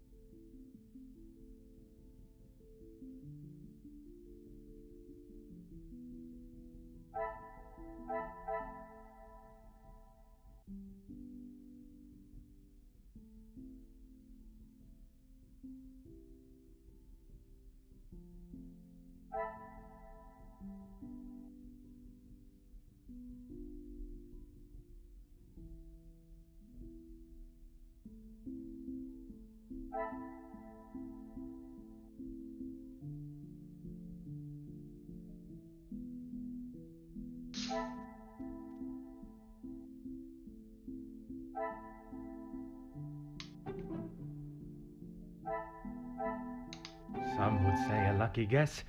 I would say a moment of genius. I'm not surprised the telephone does not work. One cannot just ignore financial responsibilities. But why it is unpaid? That's why they are probably auctioning some of the things. They have money trouble. And then the valuables are insured. So they pretend it is stolen. And probably Angeline.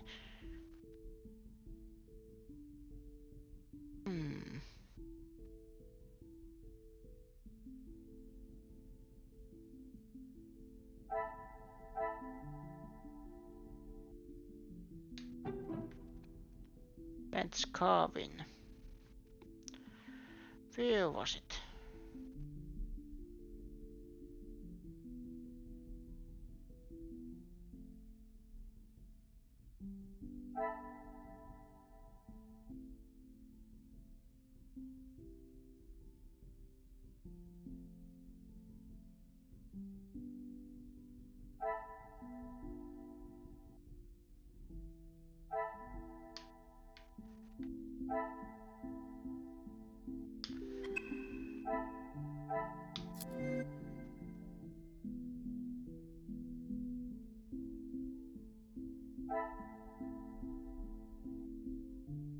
Angeline removed shoot stain.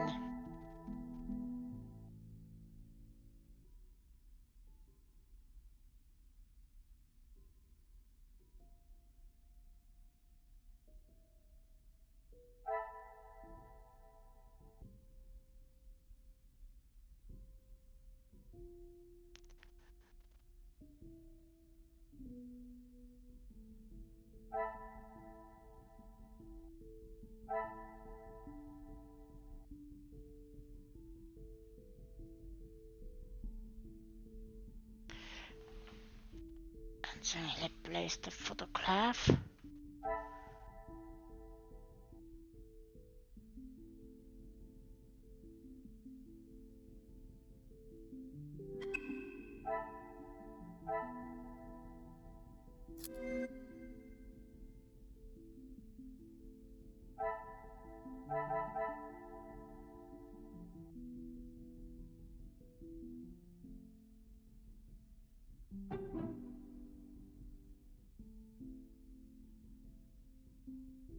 Cassandra was fled after she returned.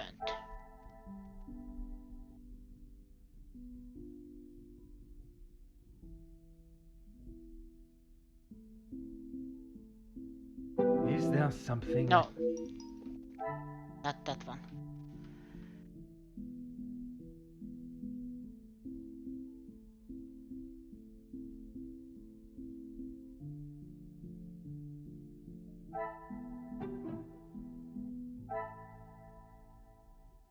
Come, my little Graycell. Ah. It probably gives me a hint now. No, yes it does, yeah. Collection slip. Yeah, I was thinking about something like that, but I wasn't sure which one it was. Okay. I should not be surprised by my own skills of deduction. It gives me a hint after a certain amount of fails. Quote fails. It seems someone collected this by hand. Who, I wonder?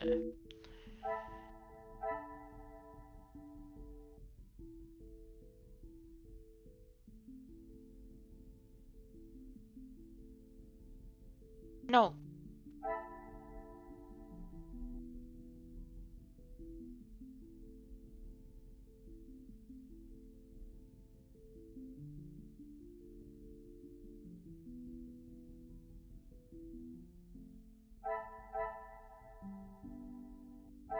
Did she collect the... Hey. Oh.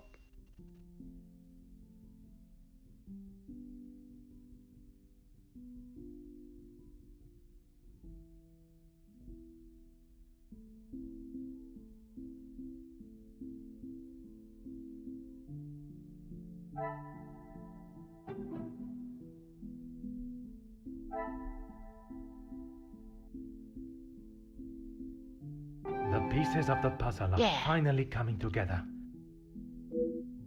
Elizabeth must have requested Poirot's assistant this morning, causing her to run late. I doubt Madame was happy about this. Talk to Elizabeth. And Florette. Yeah.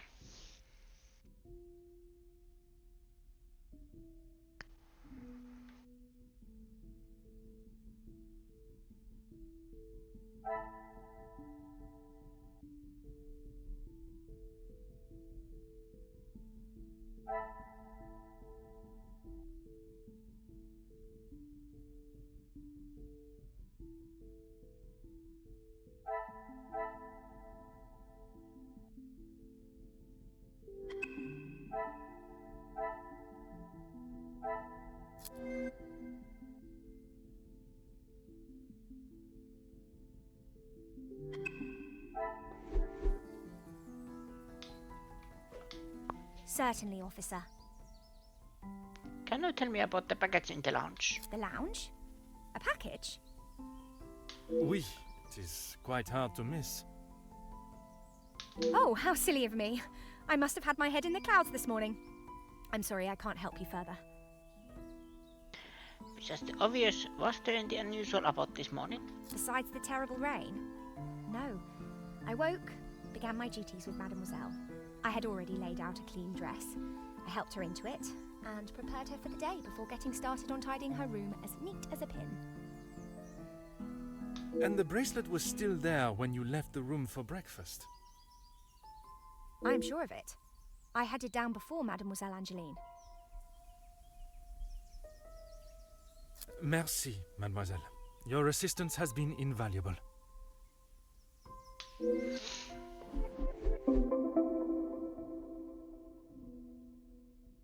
Elizabeth was reluctant to acknowledge the puzzle that caused young Poirot to be so late.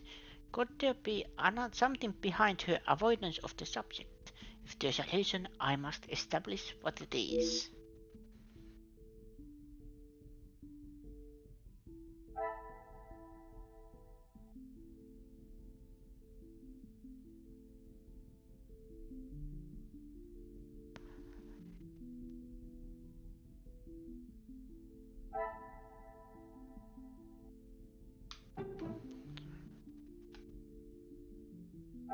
Ben's carving. Things are beginning to become clearer. The carving acts as a saddle and private reminder for them both. Elizabeth and Luca quoted. The carving acts as a saddle and private reminder for them both.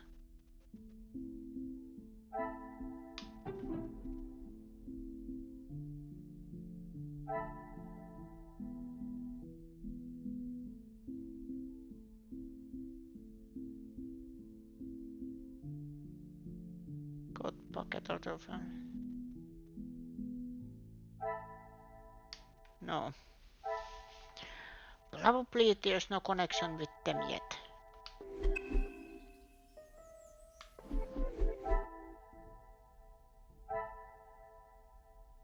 Elizabeth and Poirot.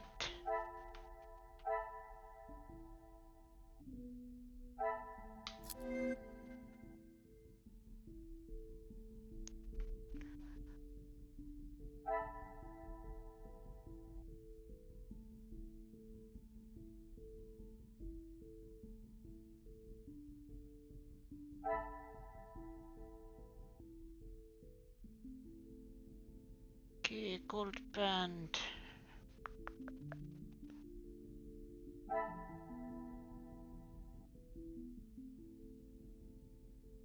Is there any...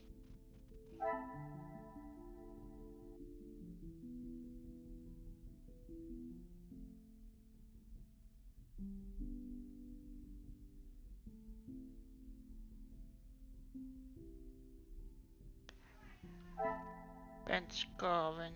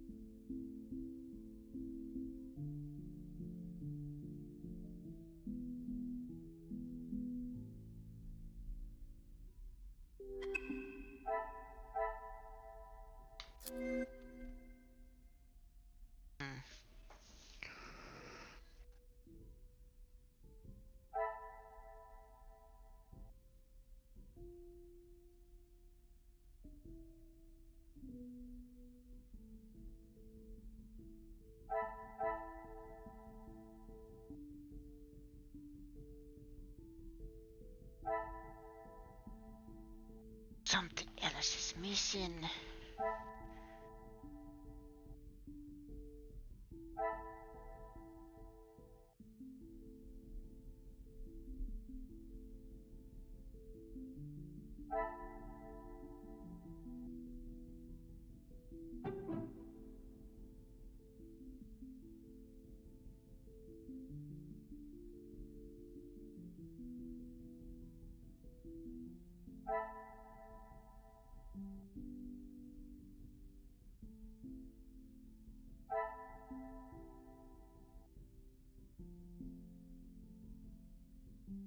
I must act on thought. Okay, that is not the right way. Order and method. No. But let's go to talk to Elizabeth and Poirot. We talked to already Elizabeth.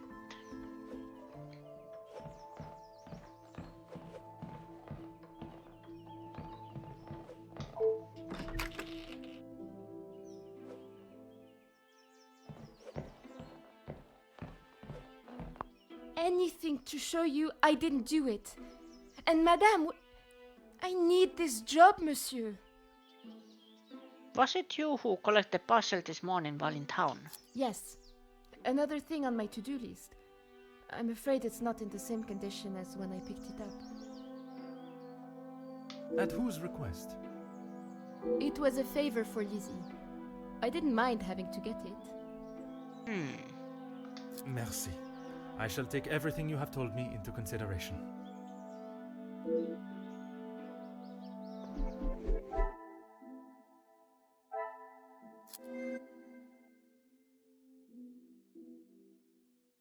And for Elizabeth.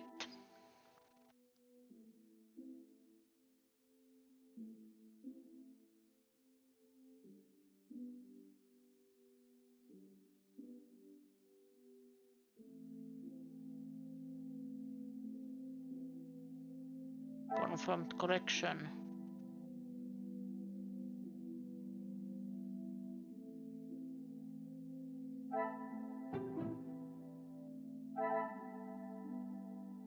I must act on.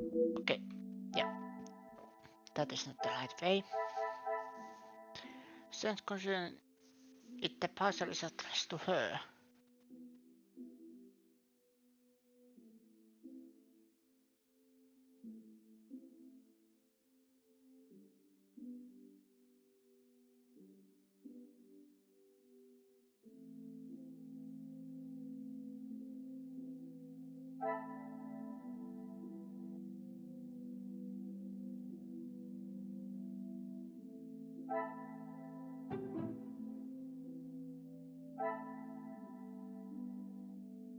Is there something?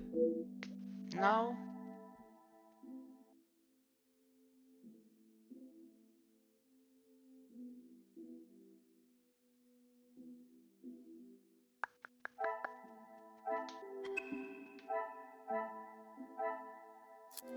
Elizabeth's secret.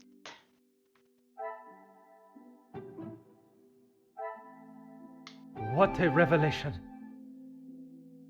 It was that. Perhaps the relationship is more serious than I first deduced. I wonder what Madame would say. Perhaps the relationship is more serious than first deduced.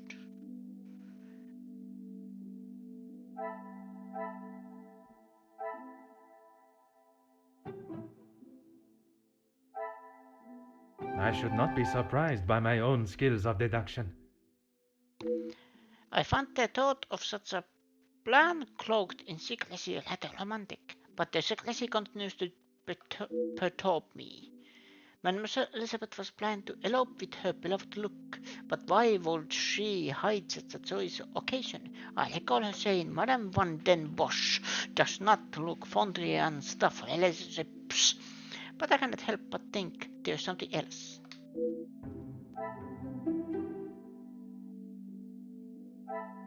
Talk to Elizabeth. That is now solved.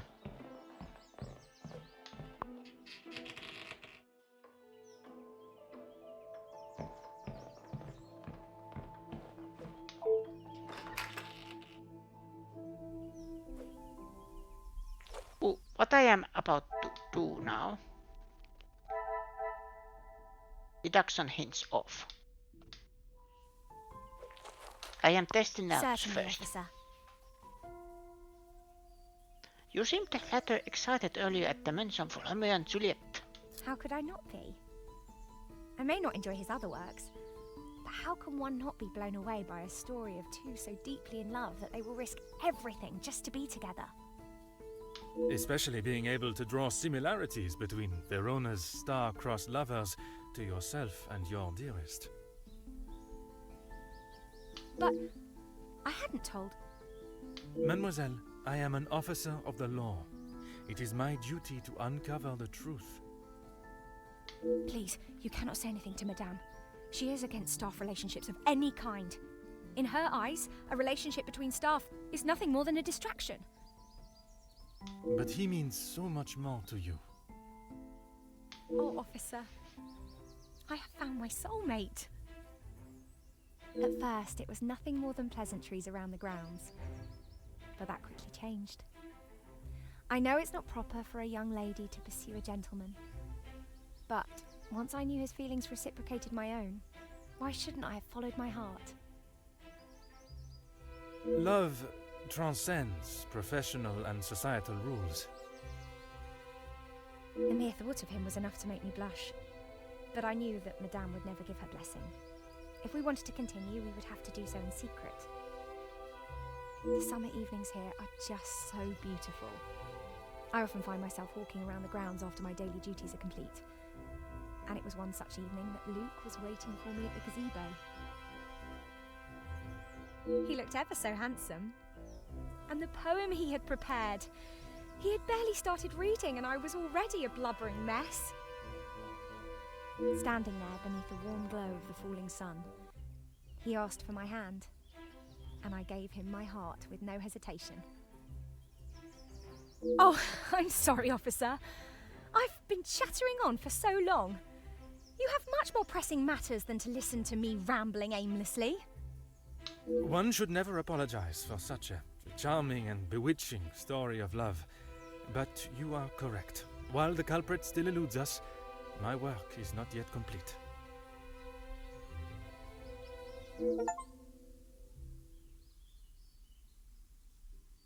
The love of Mademoiselle Elizabeth and Luke share is obvious, and yet she remains respectful of Madame Rowling, no matter the litigious nature of it. I cannot see her defying her code and stealing the bracelet. The investigation continues. Merci, mademoiselle. Your assistance has been invaluable.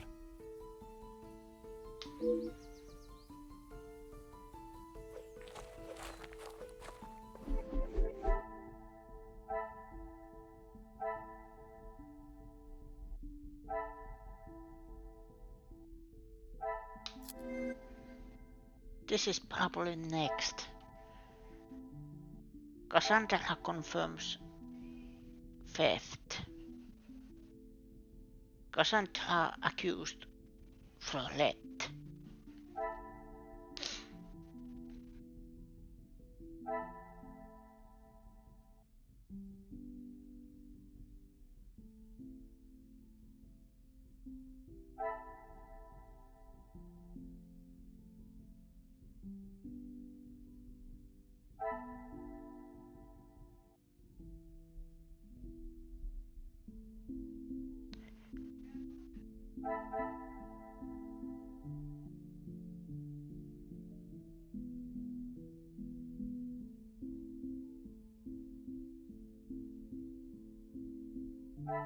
Gold band.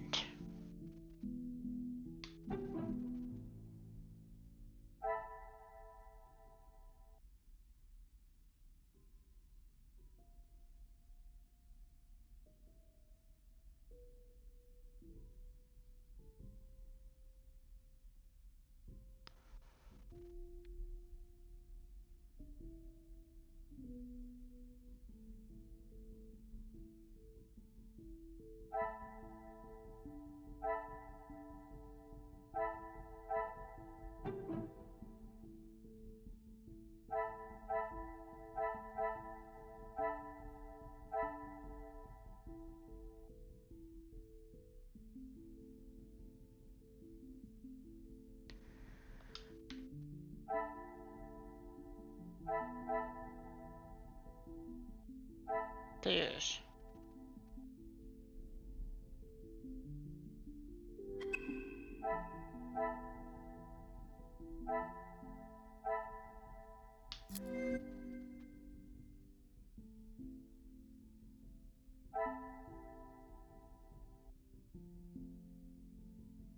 Elizabeth's morning.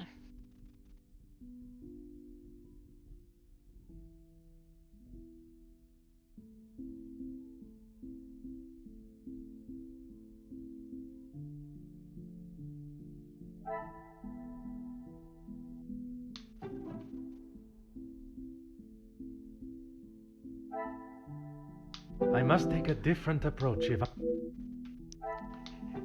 This. I cannot see the logic in... Oh. Okay.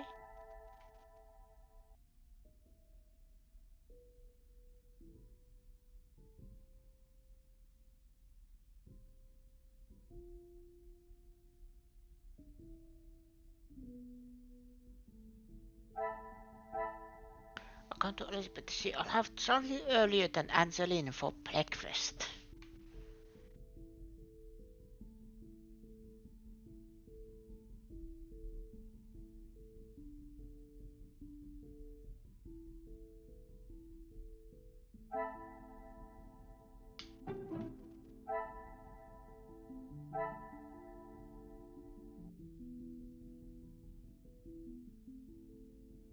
This will not get me any closer to... Okay.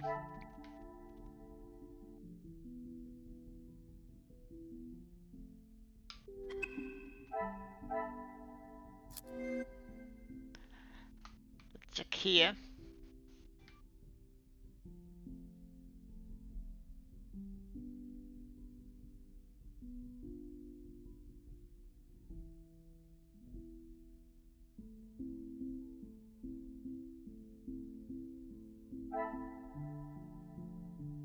Lollet claims to be innocent of her accused crime.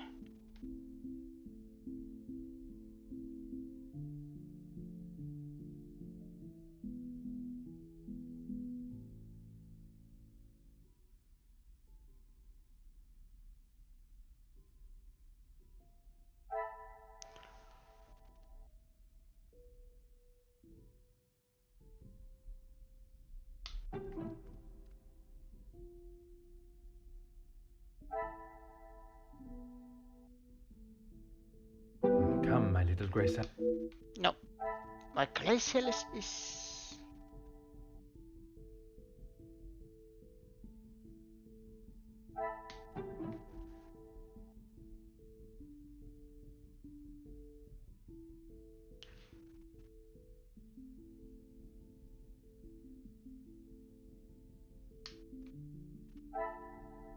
Look, wine bottle. Personal handkerchief. Elizabeth.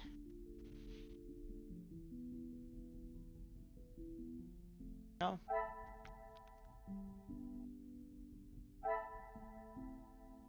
Ooh, the one gonna show the houses. A vintage like this would fetch quite a price.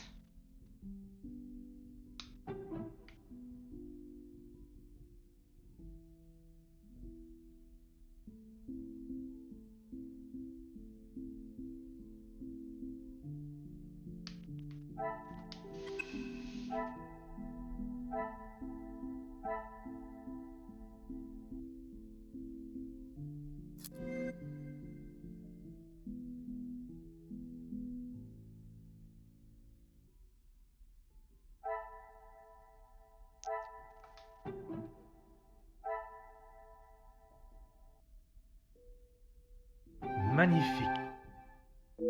Madame is selling a great deal of her collection. Perhaps there's more to this than just redecorating. Great deal of her collection. Perhaps there's more to this than just redecorating.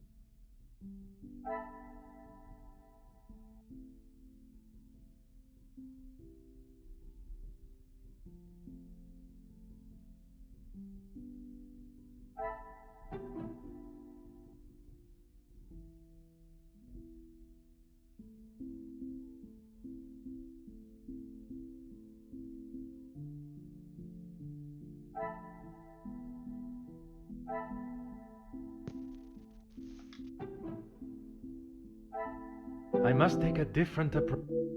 No.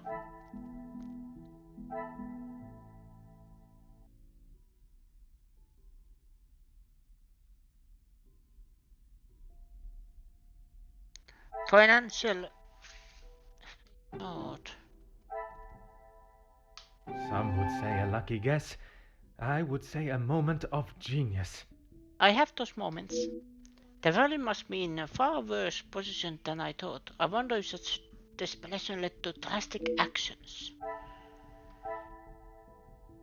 The family must be in far worse position. Cassandra is desperate for money.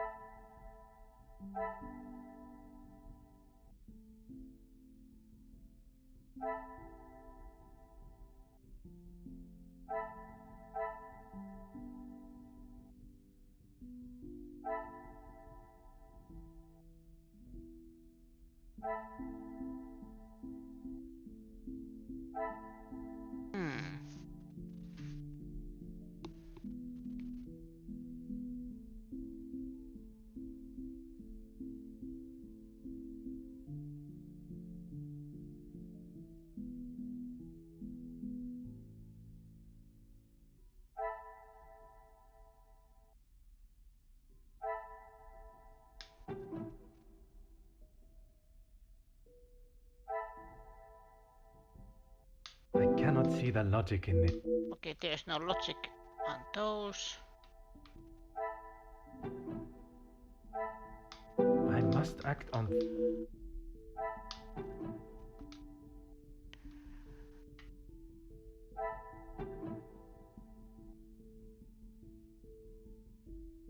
So insert. Another success. I never doubted myself. Yeah, it was that one. It cannot be a coincidence that what is not being told has been recently inserted. There's more to Madame Van den Bosch's accusation of frailty than it seems. A young maid would make for the perfect scapegoat, and with such confidential timing ensuing the bracelet, there are still questions to be asked.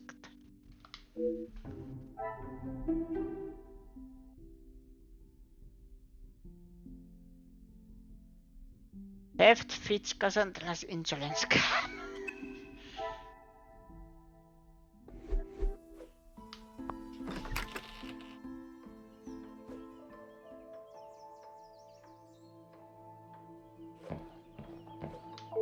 Really, officer, you are wasting both your time and mine. Push and information regarding in finances. Questions with the icon indicate that the dialogue challenge is available for this character. Choose the question marked with to begin. If you have something to ask, officer, I suggest you stop wasting my time further and just get on with it. I have already seen and heard how hot-tempered Madame Van den Bosch can be. I should approach this with some sensitivity.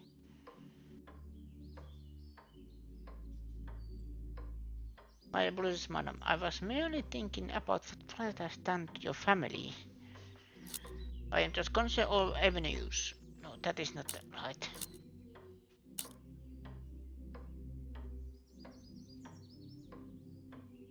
And this is how she repays me? I will not be happy until I see her sufficiently punished. I'm glad for vigilance, but it's time for the deserved fate.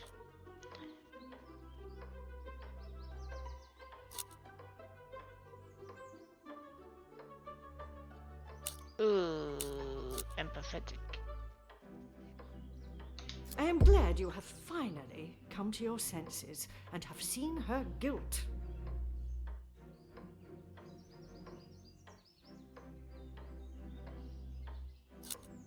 Is this her husband?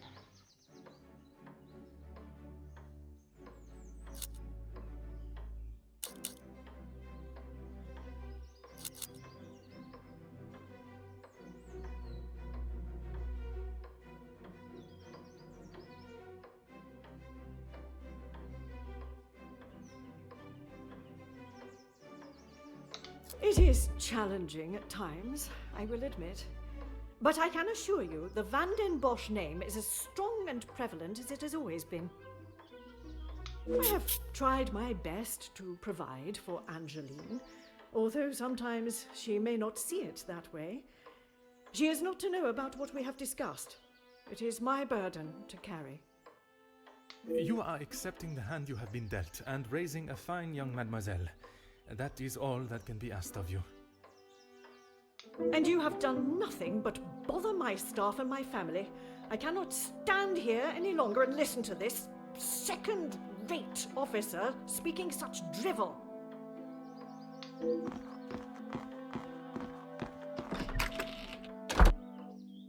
Madame Van den Bosch offers me the smallest sliver of emotion, showing how she cares for her daughter before she makes haste for the door. Is it out of embarrassment, or perhaps there is something she is trying to hide? I think it is perhaps time I continue my investigations elsewhere. You broke down Cassandra's defenses and obtained some new evidence. In this case, it seems like you really hit a nerve with Cassandra.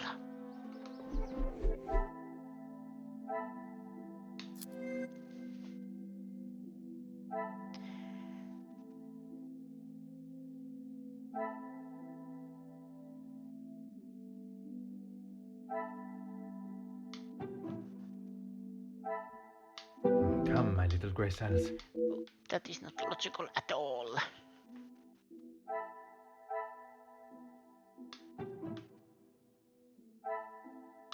Some would say a lucky guess. I would say a moment of genius. I have those moments. She must have used the green rag to reach into the chimney. Keep in her hand should flee.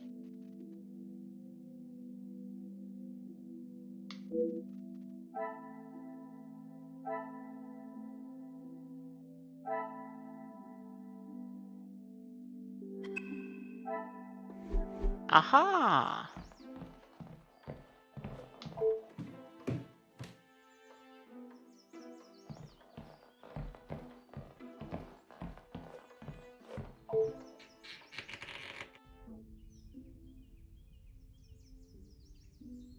I wonder if Mademoiselle Angeline noticed Madame's abrupt nature.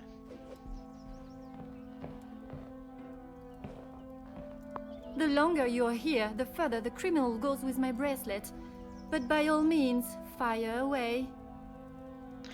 Would you say that your mama is happy with young Floret's work?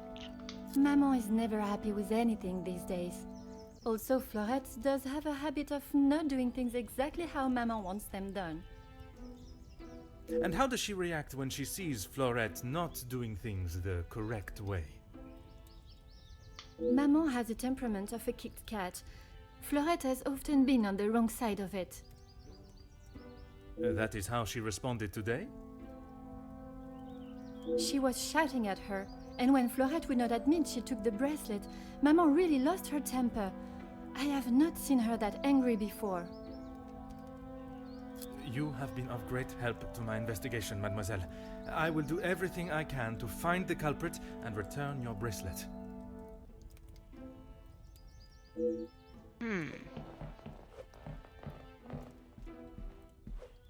Fireplace. Ah, I suppose this is one such occasion when I must literally get my hands dirty. And here's the bracelet. It was carefully concealed inside a rectangular metal tin.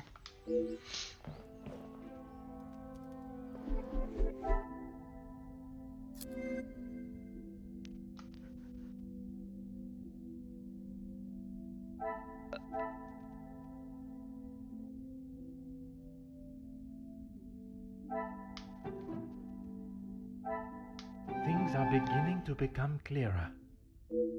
All signs are pointing to Florette being treated rather harshly by Madame. Would Madame escalate such mistreatment?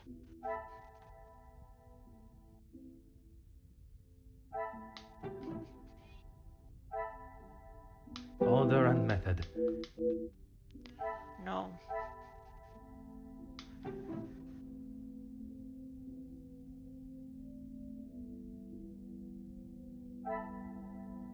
Is there something I am not...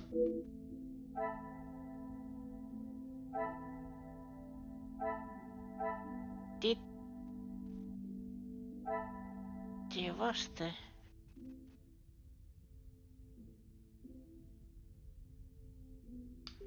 Okay. Crime scene.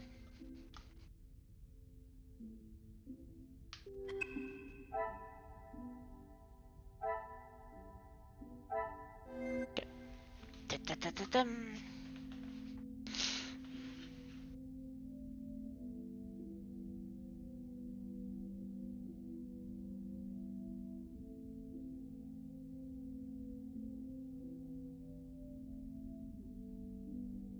There it is, memento tin.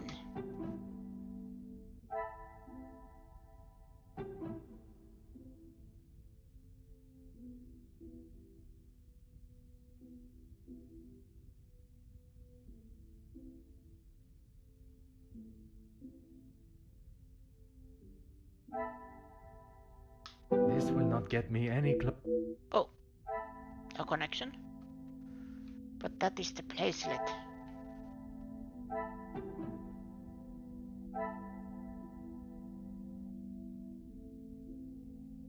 I must act on... No, and since there's the keepsake in chimney. Wait, Angeline.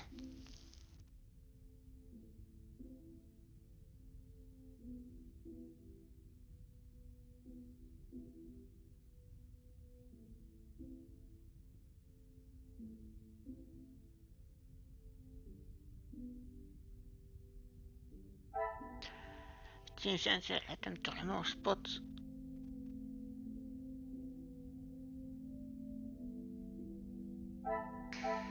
I misunderstood.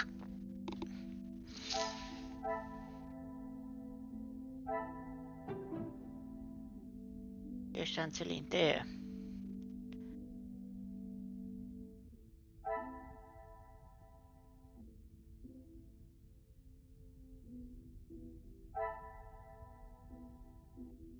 I must take a different approach.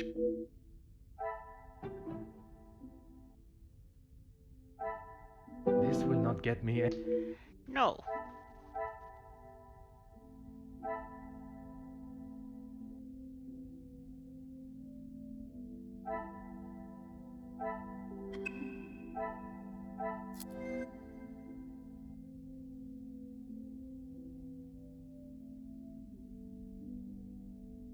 There.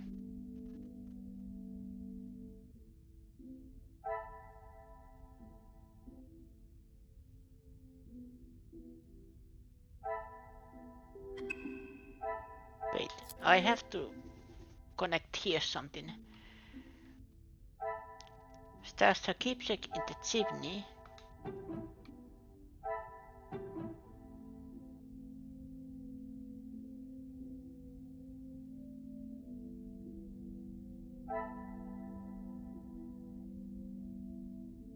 Come, my little Grace.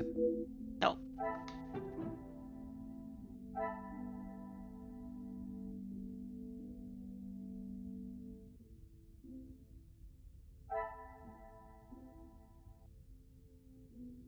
I cannot see the logic in...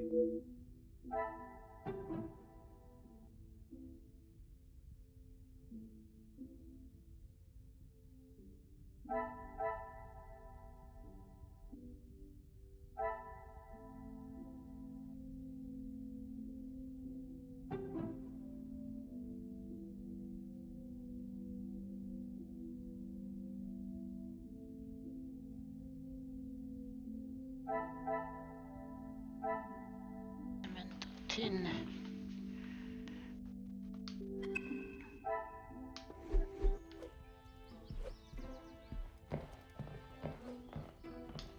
The longer you're here, You have been...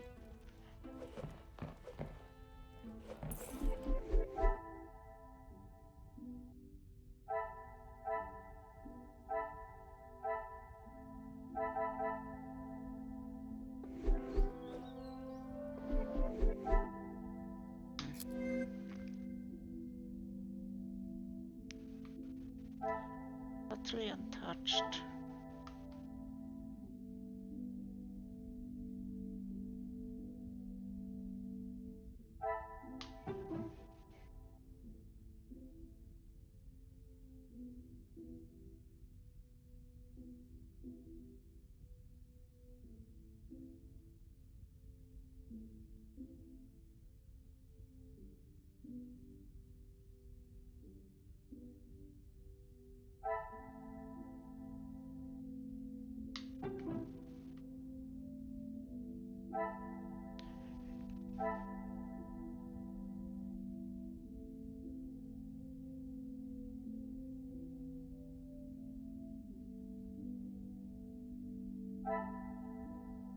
Is there something?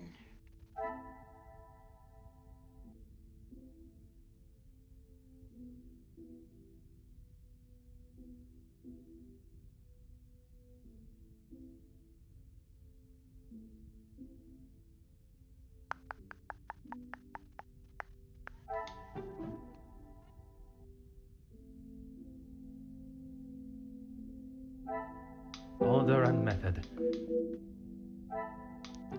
No connection.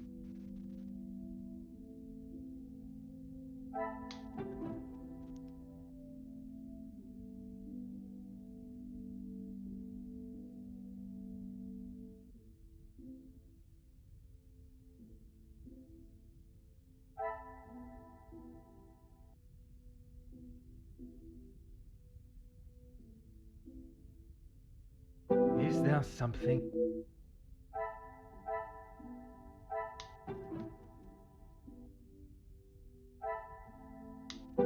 there something?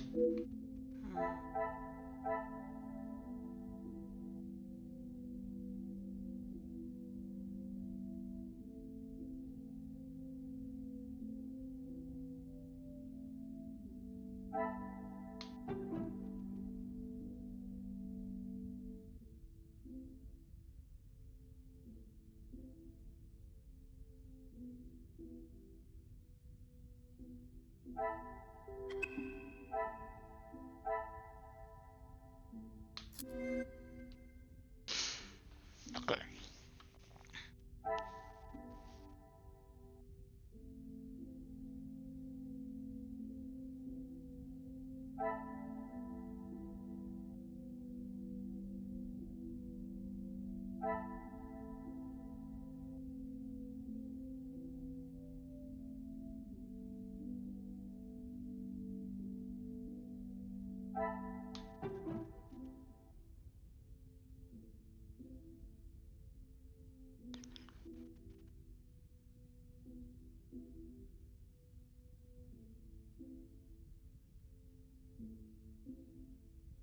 What about...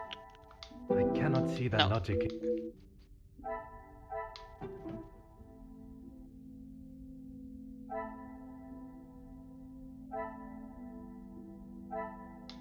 I must act on thought and fact. No. Yeah. Thought and fact, not impulse.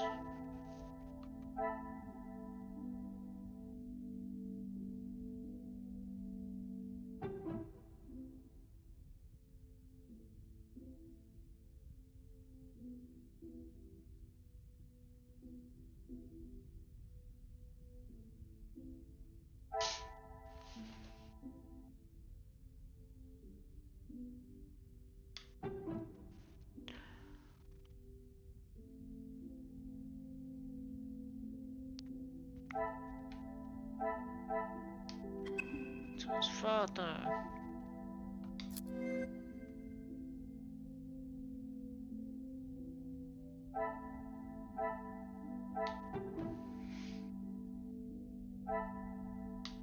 Come, my little great.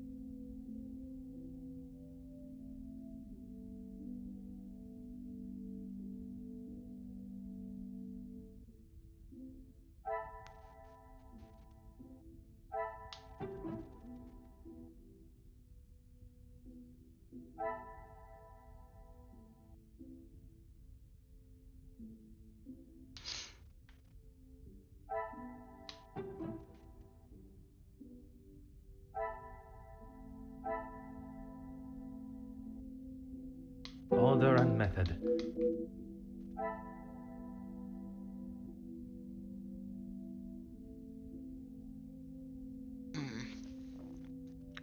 What if... Not from Luke? Would that be...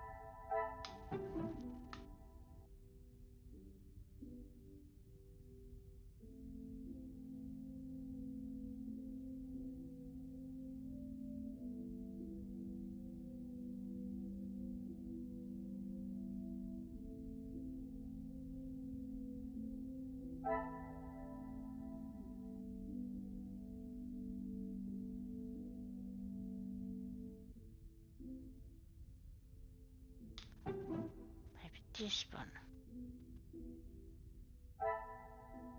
I must take a different approach. No.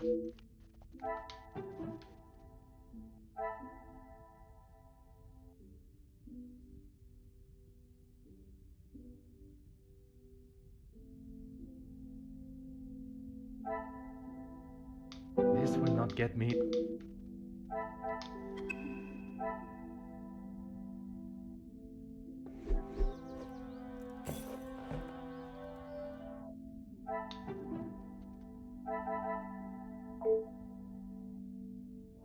I am testing both. How will they change?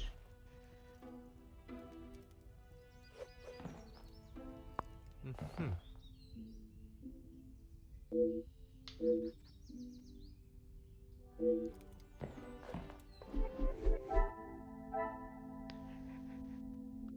The crime scene.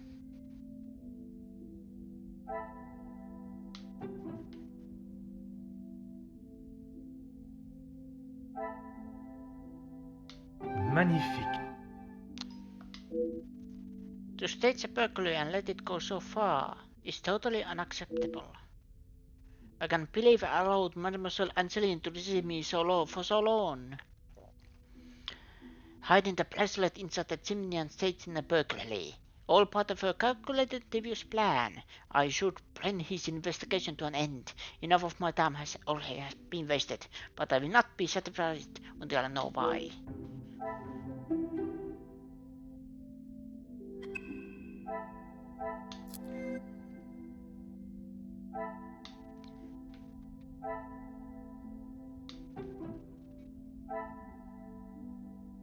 What a revelation. As she was constantly busy and under the watchful eye of Madame, Florette lacked an opportunity to take the bracelet. Why would Madame accuse her?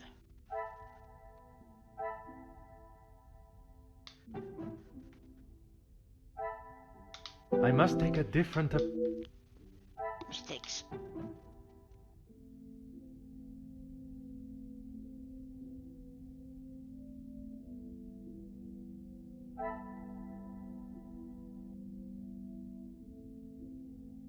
As she was constantly busy and under the watchful eye of Madame, Florette lacked an opportunity to take the bracelet. Why would Madame accuse her?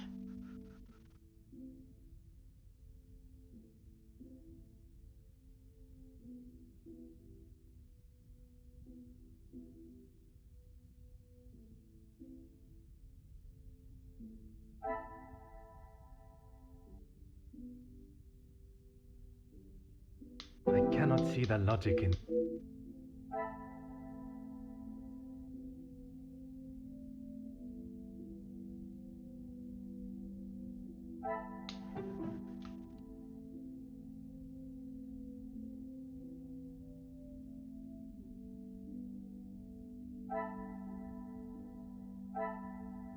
I must act on. Ah! And now it gives me the hint. This was my next one. That was planning. Another success. I never doubted myself. Would Madame seize the opportunity in an attempt to improve and continue to hide her financial woes? Florette was scapegoated. Would Madame seize the opportunity in an attempt to improve and continue to hide her financial woes?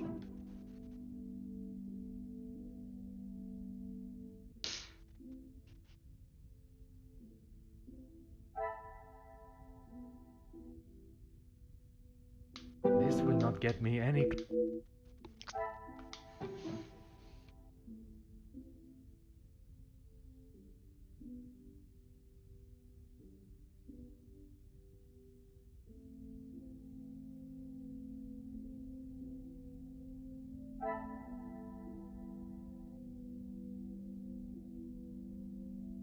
I should not be surprised by my own skills of deduction.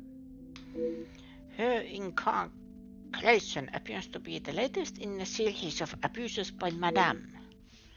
I have no doubt in Jan Freud's innocence. What I do doubt is the behavior of Madame van den Bosch. If what I have heard is true, her treatment towards Freud is disgraceful.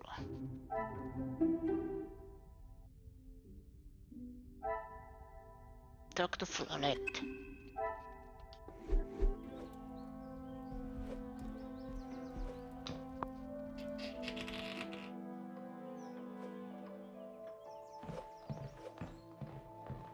Yeah, I am keeping the help. The hints on.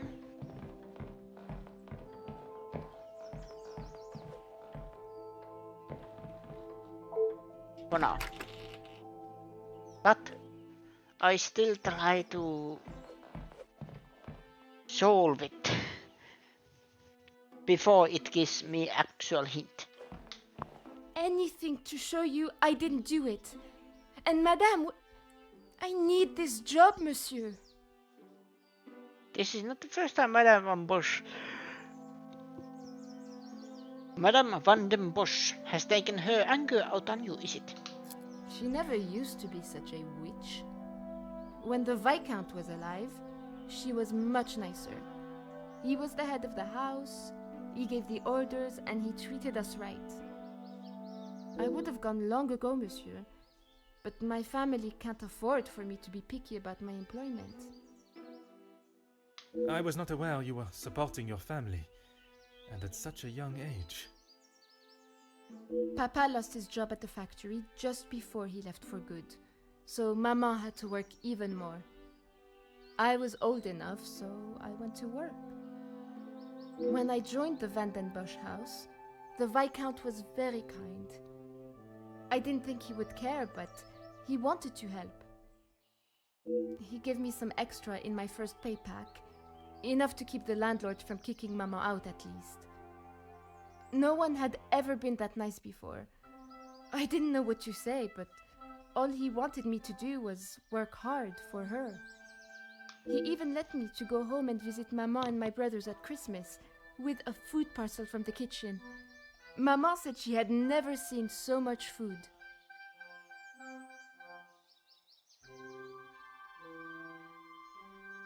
It's always been hard for her. Even before he left for good, Papa wasn't around much, and even when he was, we both wished he wasn't. My brothers were too young to remember what he was like, I hope. When I walked in Mama's house, everything seemed so much smaller. I must have got too used to the size of this house. I swear, you could fit our house in just this lounge. We didn't have much, but we didn't want for much. It was simple and it was home. The valuables in the house do not determine the love it shares. Someone should tell Madame that. Not that she'd listen anyways. I will uncover the truth of what happened today, mademoiselle. That, I promise you. The Viscount's kind nature shines through again. His treatment of the staff is quite contrast from that of the Madame's. From the way this young mademoiselle speaks of her family, I cannot believe she would risk her employment at the house and put them into an even worse position. Merci. I shall take everything you have told me into consideration.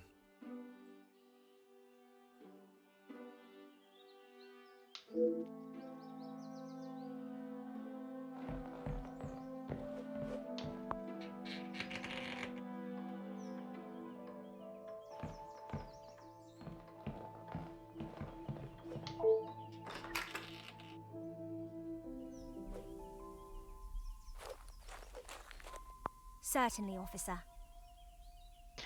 I am ready to address the house. I believe it is time the truth behind the missing bracelet was revealed. You have found the culprit and the bracelet. Everything will be revealed in good time. would you be so kind as to gather everyone in the lounge? Of course. Merci, Mademoiselle Elizabeth, for gathering everyone. Will Madame Van den Bosch be joining us shortly? She stormed past me not long ago, and I have not seen her return. Very well. Under usual circumstances, I would wait. But I think we have spent enough time on this matter, n'est-ce pas? We shall have to proceed without her. This morning started like any other. My usual ordinary patrol, until I was approached by Mademoiselle Elizabeth about a suspected burglary and a missing bracelet. A crime I've been falsely blamed for. That I shall come to. I began my investigation outside, but it was not long before I realized there were no signs of an intruder, so I turned my focus to those in the house. You. Florette, your time here at the house has not always been the easiest for you, shall we say. I do what Madame tells me. And to the highest standard, I presume. Madame's standards are very high. I do my best. And you would at least expect fair treatment for the work, not to be spoken to in such a cruel and vicious way. Monsieur? I refer to how poorly Madame Van den Bosch treats you. You are at her beck and call, and she does nothing but belittle you. That is Maman you're talking about. Just wait until... It is nothing but the truth I speak, mademoiselle.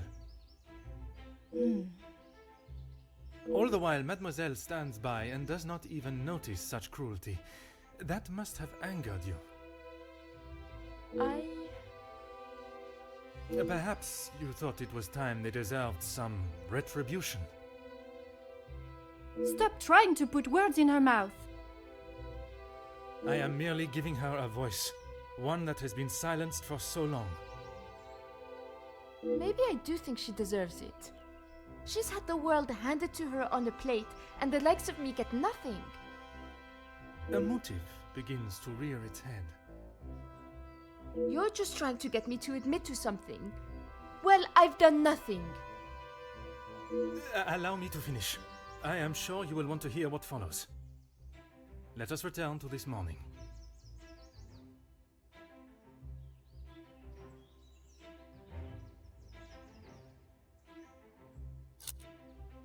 You were tasked with fetching breakfast from town for the house.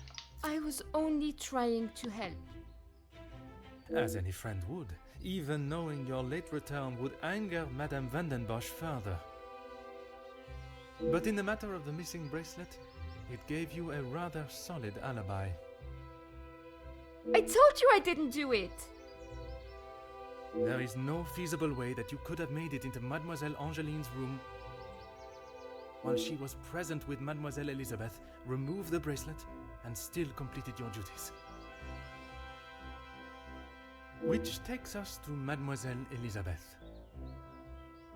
Mademoiselle Elizabeth, you have been with the Van den Bosch family for quite some time now, correct? That is correct. You have grown close with both ladies of the house and your fellow members of the house staff, would you say? Of course. And I certainly hope they feel the same. And yet there are still secrets that are kept from them.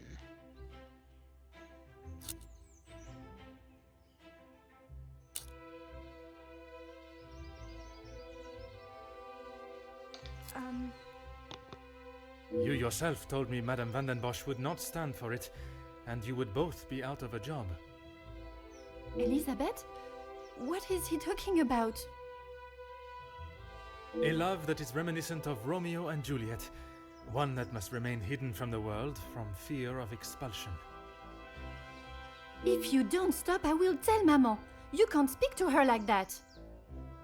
It may be a tone you do not like, but it is no worse than your maman's ruling that forced them into secrecy to begin with. I'm sorry. This isn't how I wanted you to find out. We couldn't risk Madame finding out. I don't know what we would do without this house. What are you talking about, Elizabeth? Luke and I, we're in love. Luke? The gardener? But why wouldn't you tell me? For fear of Madame and her rule, and if neither of you had employment, there would be no way to pay for a wedding, perhaps. It was never our plan to go behind yours or Madame's back. You must believe me.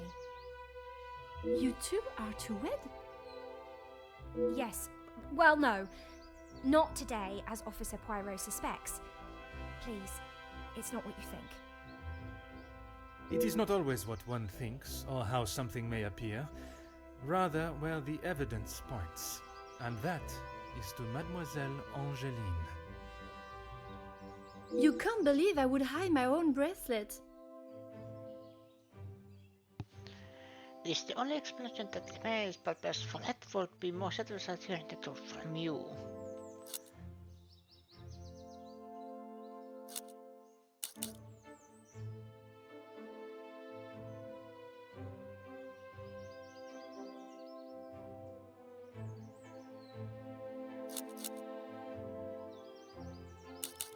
I have nothing to say.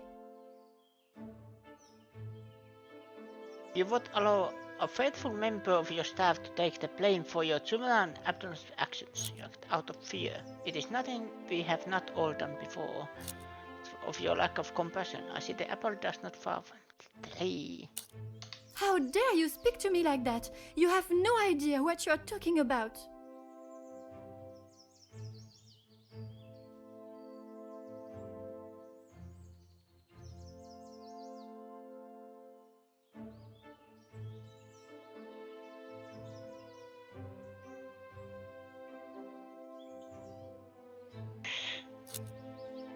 You can't actually believe I would hide my own jewelry. If you didn't, explain to me how your memento tin with the bracelet inside came to be lodged inside the chimney of your bedroom fireplace. You have no proof I put it there. Besides you being the only one in the room alone, even after finding the bracelet, I still did not know why you had done it.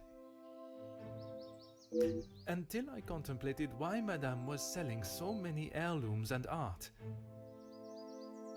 You had no right to snoop through our house in the first place. When it is part of my investigation, I have every right, mademoiselle. The unpaid bills and final notice from the telephone company. Maman can do what she wants with her art. That means nothing. But when there was no more art to sell, what then? You could not risk her taking your father's bracelet and selling it.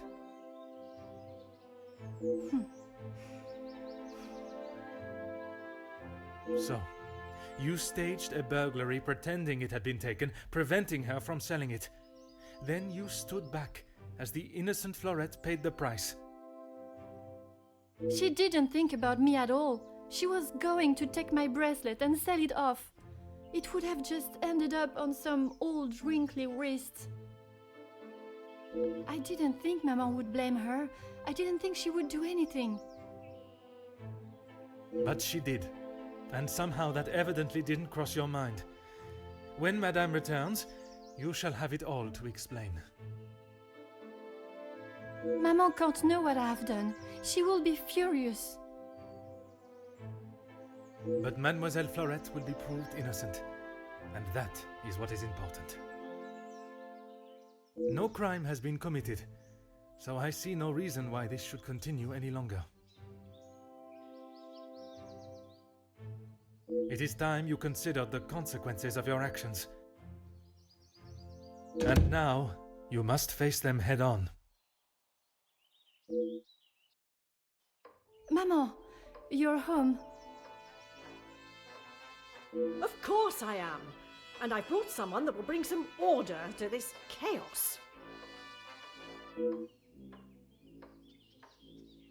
Major Felix Hagen. He may hold the rank of Major in the British Army, but I question his authority here at all. In police matters, I am the authority. This is my investigation, and I will not have Madame dictating the results any further.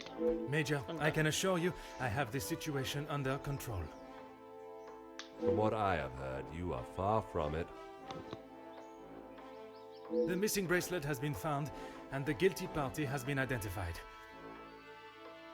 I'm well aware that the maidservant was behind it all, and yet I see her standing as free and innocent as you and me.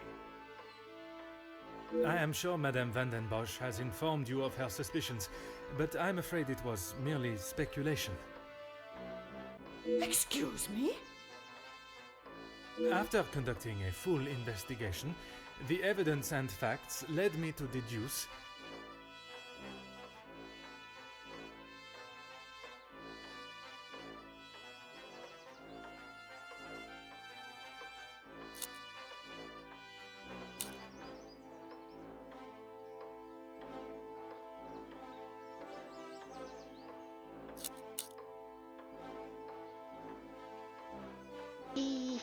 Mademoiselle Poirot could not have taken it, as she was in the town most of this morning, including the time the bracelet was taken. I certainly hope you are not accusing my daughter of... I'm sorry, Maman. He's right. Florette is innocent. I just wanted to show you. Shh, girl. I will not have you guilted into taking the blame for that sticky-fingered girl. Madame van den Bosch refuses to acknowledge even a fraction of what has really taken place. I shall not let this continue any longer.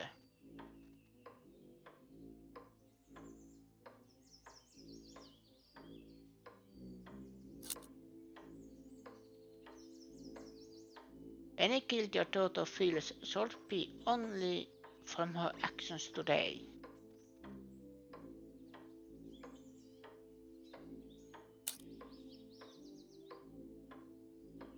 Madame van den Bosch, perhaps it would benefit you to hear Mademoiselle Angeline's. Perhaps it would benefit you to remember you are nothing more than a simple officer of the law. Officer Poirot, a word. Madame van den Bosch was forced to make her way to inform me, alone, I might add, of the goings-on at the house today. Major, with all due respect, she was impeding the investigation. This may be how some officers act in the city, but here we show respect to our citizens. You are an officer of the law and should act as such. Insubordination like this will not be tolerated. As the ranking officer, I have conducted my investigation and... Ranking officer? Ha! You are an auxiliary officer. You have little authority over anyone, let alone a major. You would be wise to remember who is close friends with your commanding officer. After what I have heard of your past in the city, I'm sure he would look upon today's events as another failure at the hands of Officer Poirot. As absurd as this has become, I must select my battle more tactfully. I can only hope the captain at the station will see things with some sense. Oui, Major. Now I suggest you do your duty and escort the maidservant to the station where she can be formally charged and a sufficient punishment handed out. Right away.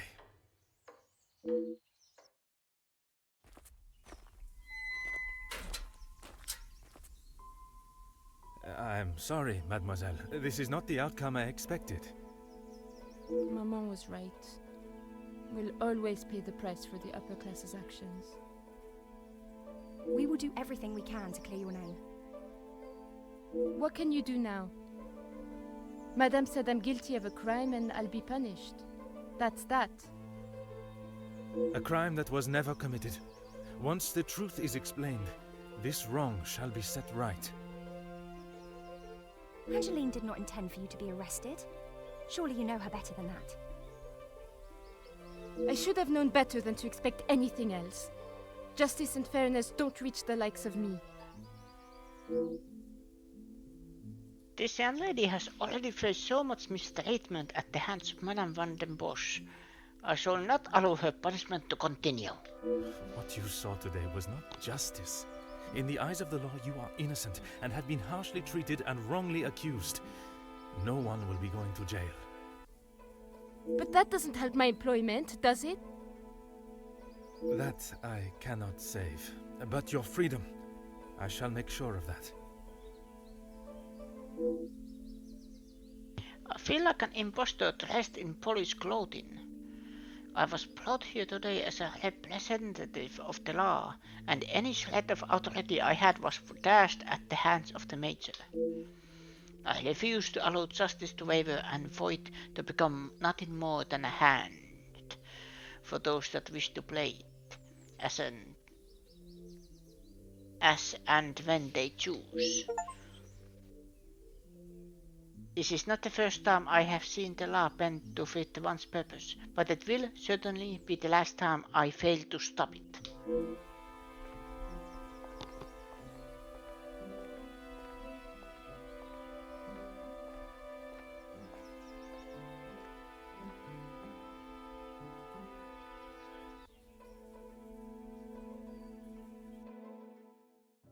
Detective Poirot, I trust this finds you well. It has been many years since our paths last crossed, and while I'm sure your recollection of the events may differ from mine, I hope that receiving this letter has not rekindled a sense of animosity toward myself or the Van der Bosch name. The impression you made is something that has stayed with me since that day. It compelled me to reconsider the spoilt young lady I would have inevitably become and helped shape me into the woman I wished to be. You made me see the childish and selfish girl in me that did not consider the consequences of her actions or how they may affect others. Although Maman may see the events of that day differently, I believe the compassion you showed for our mate Florette, as well as the drive to uncover the truth and accept no alternative, was a testament to your character and professionalism. Although I wish it were under different circumstances, your assistance is once again required, and I hope you will consider this as my formal request for your service. This forthcoming weekend was due to be one full of joy and happiness at the announcement of my engagement to Gideon Demir, whom I love dearly, bringing together two illustrious families, but it has been shadowed by deceit, extortion, and blackmail. The Van der Bosch name is being held to ransom by a mysterious party, and I am afraid I do not know who I can and cannot trust. We are holding a small gathering to celebrate our exciting news with what Maman calls the dignified elite, those that are well respected and held in high regard in both our close inner circle and society. Our private matters have always remained just that, so I fear one of those invited may be the person who is out to ruin our name, but for reasons I cannot fathom. I have enclosed a first-class rail ticket for you to join us for the announcement, and having contacted your superiors and the correct authorities to request your assistance, which they were more than happy to grant me, I shall expect your arrival with great anticipation. There shall be a carriage waiting for you at the station to bring you directly to Mnemosyne House. I thank you in advance in our time of crisis. Yours respectfully, Angeline van der Bosch.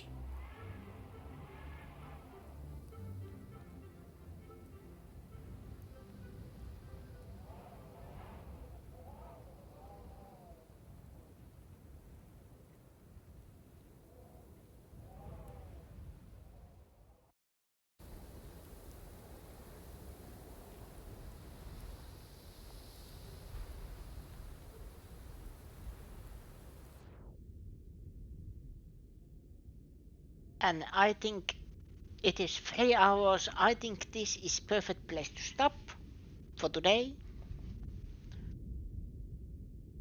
I have finally arrived. My brother is to get out of this bitter cold before I freeze completely.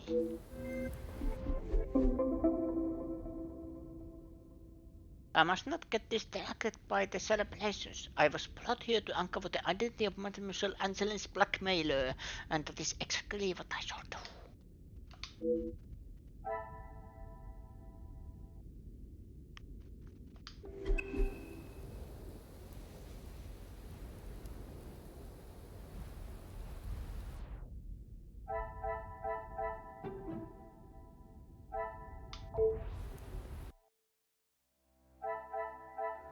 Collectibles. Complete the prologue.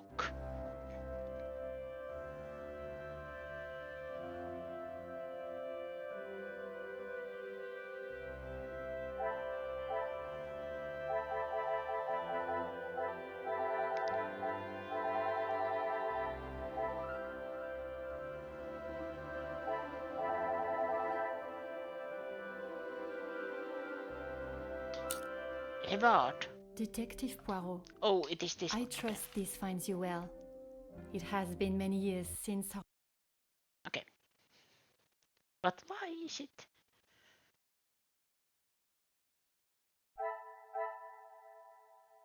I have to check the clock of the system.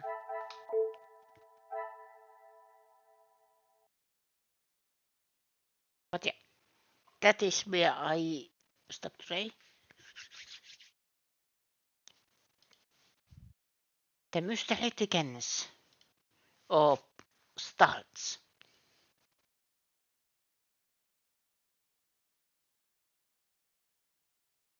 But yeah, I am stopping this here. But don't worry, I will continue this tomorrow. Maybe. Wait a minute. No, I will continue this tomorrow. I was thinking first days might be good that I try. I have at least 2 other demos I want to try, but I am focusing on this first. But that was enough for today. And then Friday I will continue the help. My brain. Vampire Masquerade. That's it. So, thank you everybody for watching.